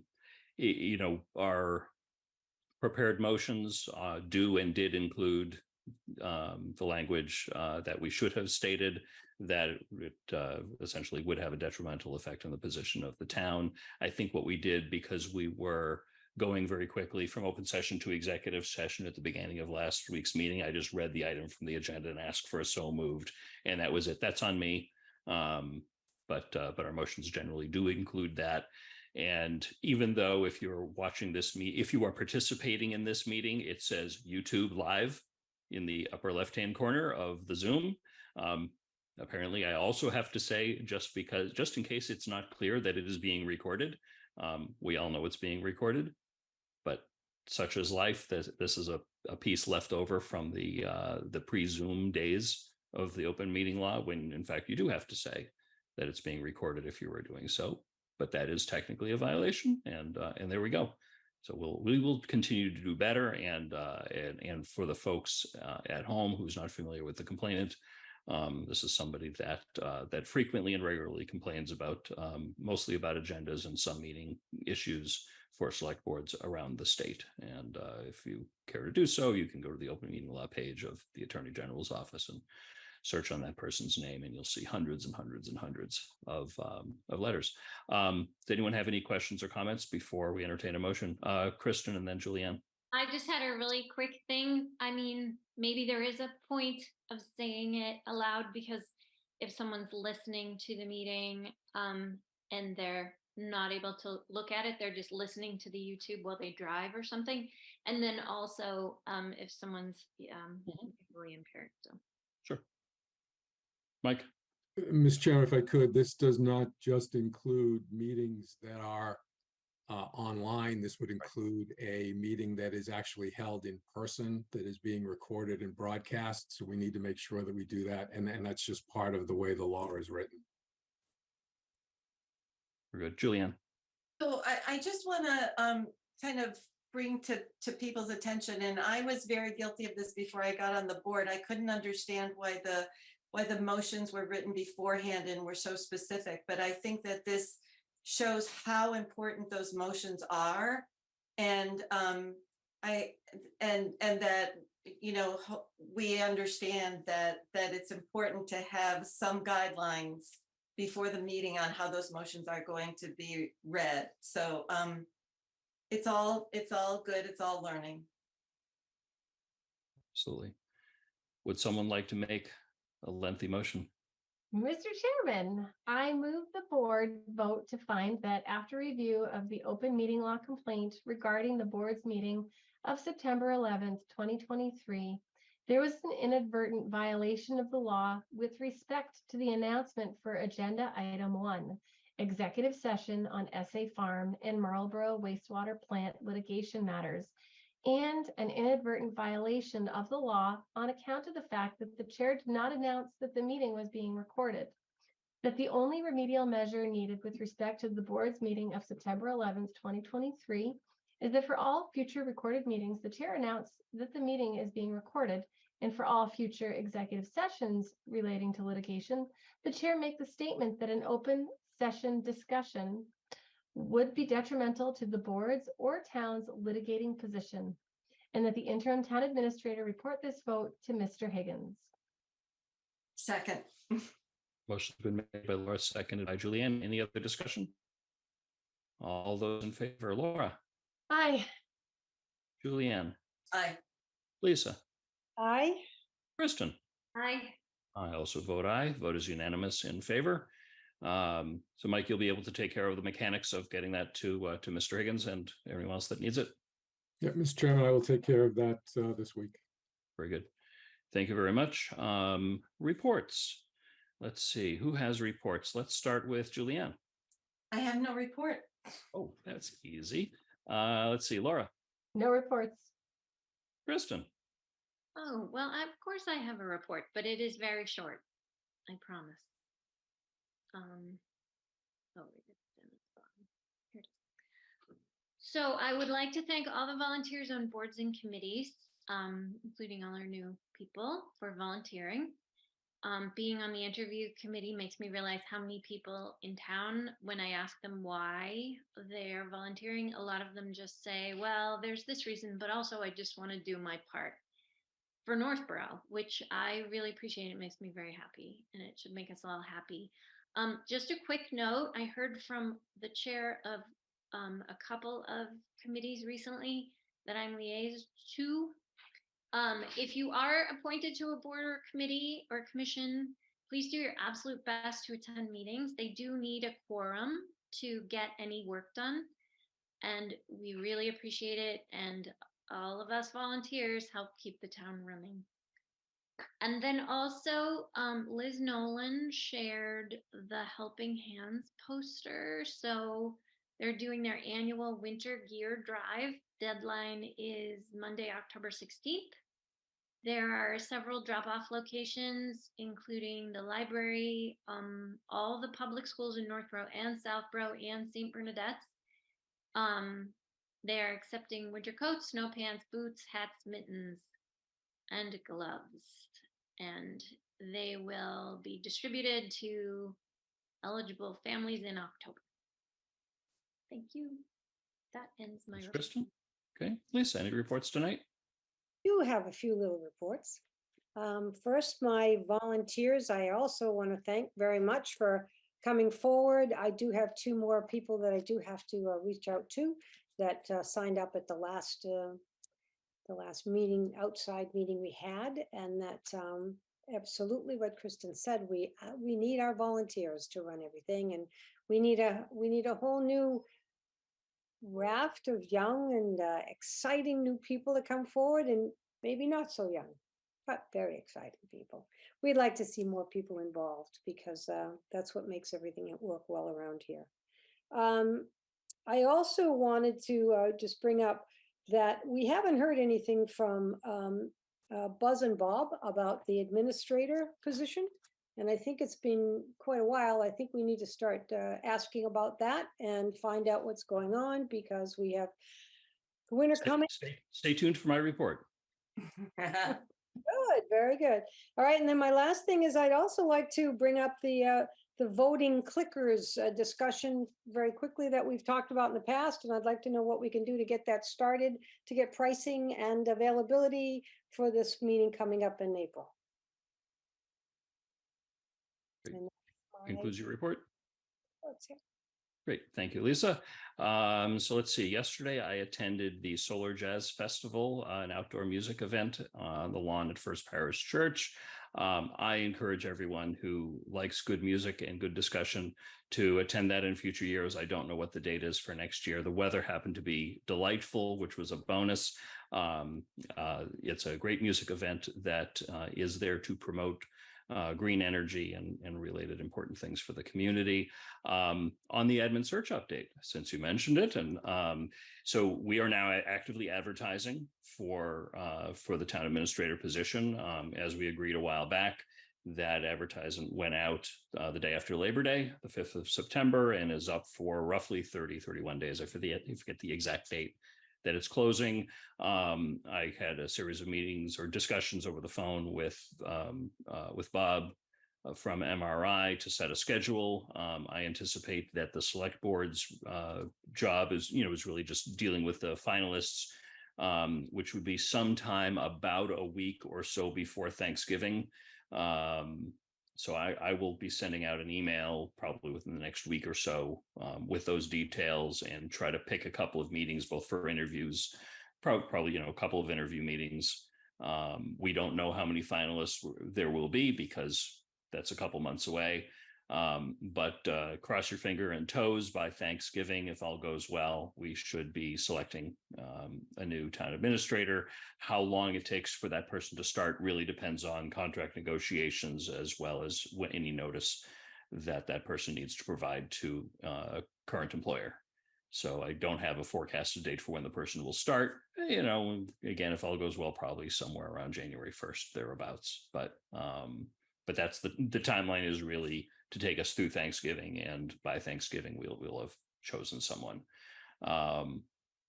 So if anyone has any questions about that timeline or process, ask now or ask offline. That's fine. Let's see. I learned earlier today that Amazon's Prime Day is October 10th and 11th, and as I did last time, is I asked I think it's like a regional director of warehouses for Amazon to hire a flagger at their facility in Northborough for the week following. They did that in July for the last series of Prime Days, and I think that worked very well. I really didn't get any complaints at all about trucks exiting that warehouse and going the wrong direction on Bartlett Street. So I sent an email as soon as I learned about that new date for October to that same person. I haven't received a response yet, but that was just a few hours ago. So I'll keep the board updated with any response that I receive.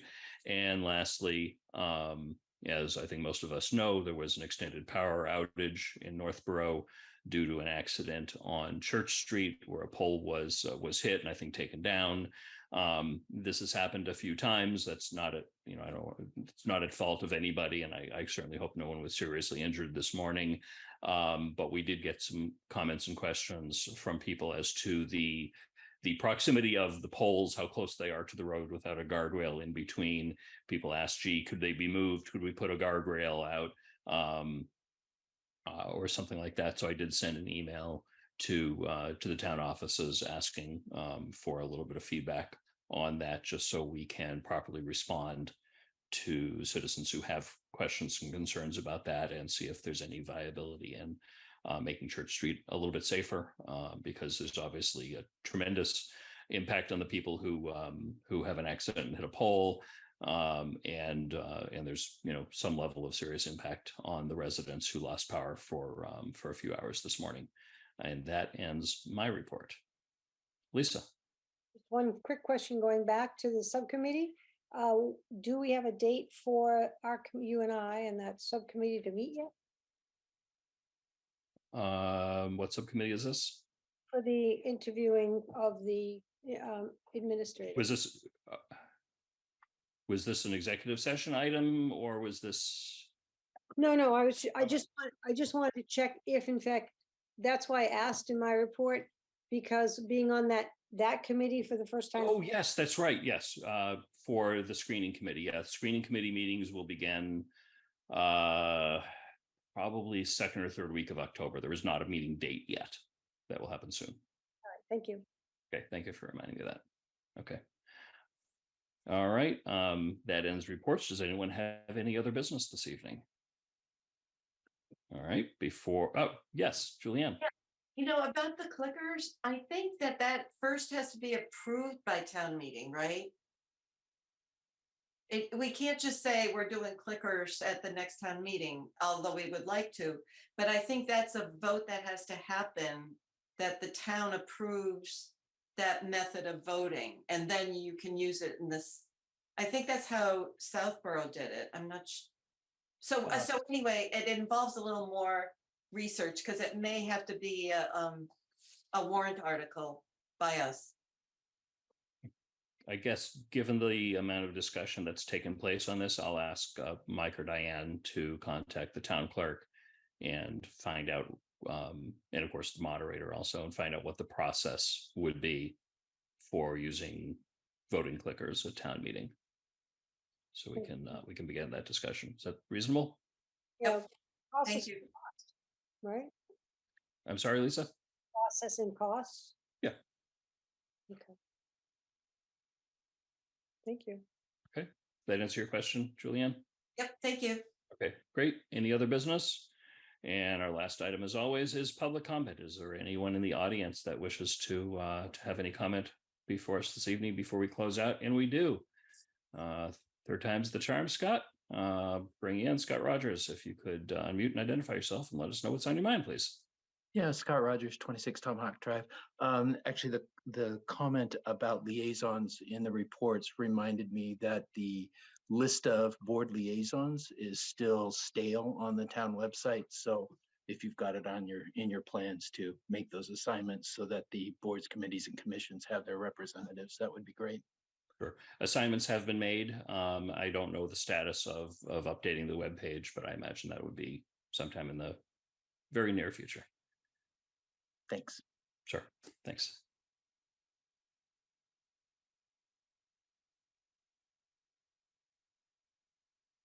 Okay. With that behind us, that's it. Would anyone like to make a motion to adjourn? I move that we adjourn this meeting at 11:44 p.m. No, Ten- Is it 10:40. 10:43? 10:43. Second. Okay, motion made by Julianne, seconded by Laura to adjourn. All those in favor, Julianne, Aye. Laura, Aye. Kristen, Hi. Lisa, All right. Aye. and I definitively vote aye. Vote is unanimous. We are adjourned.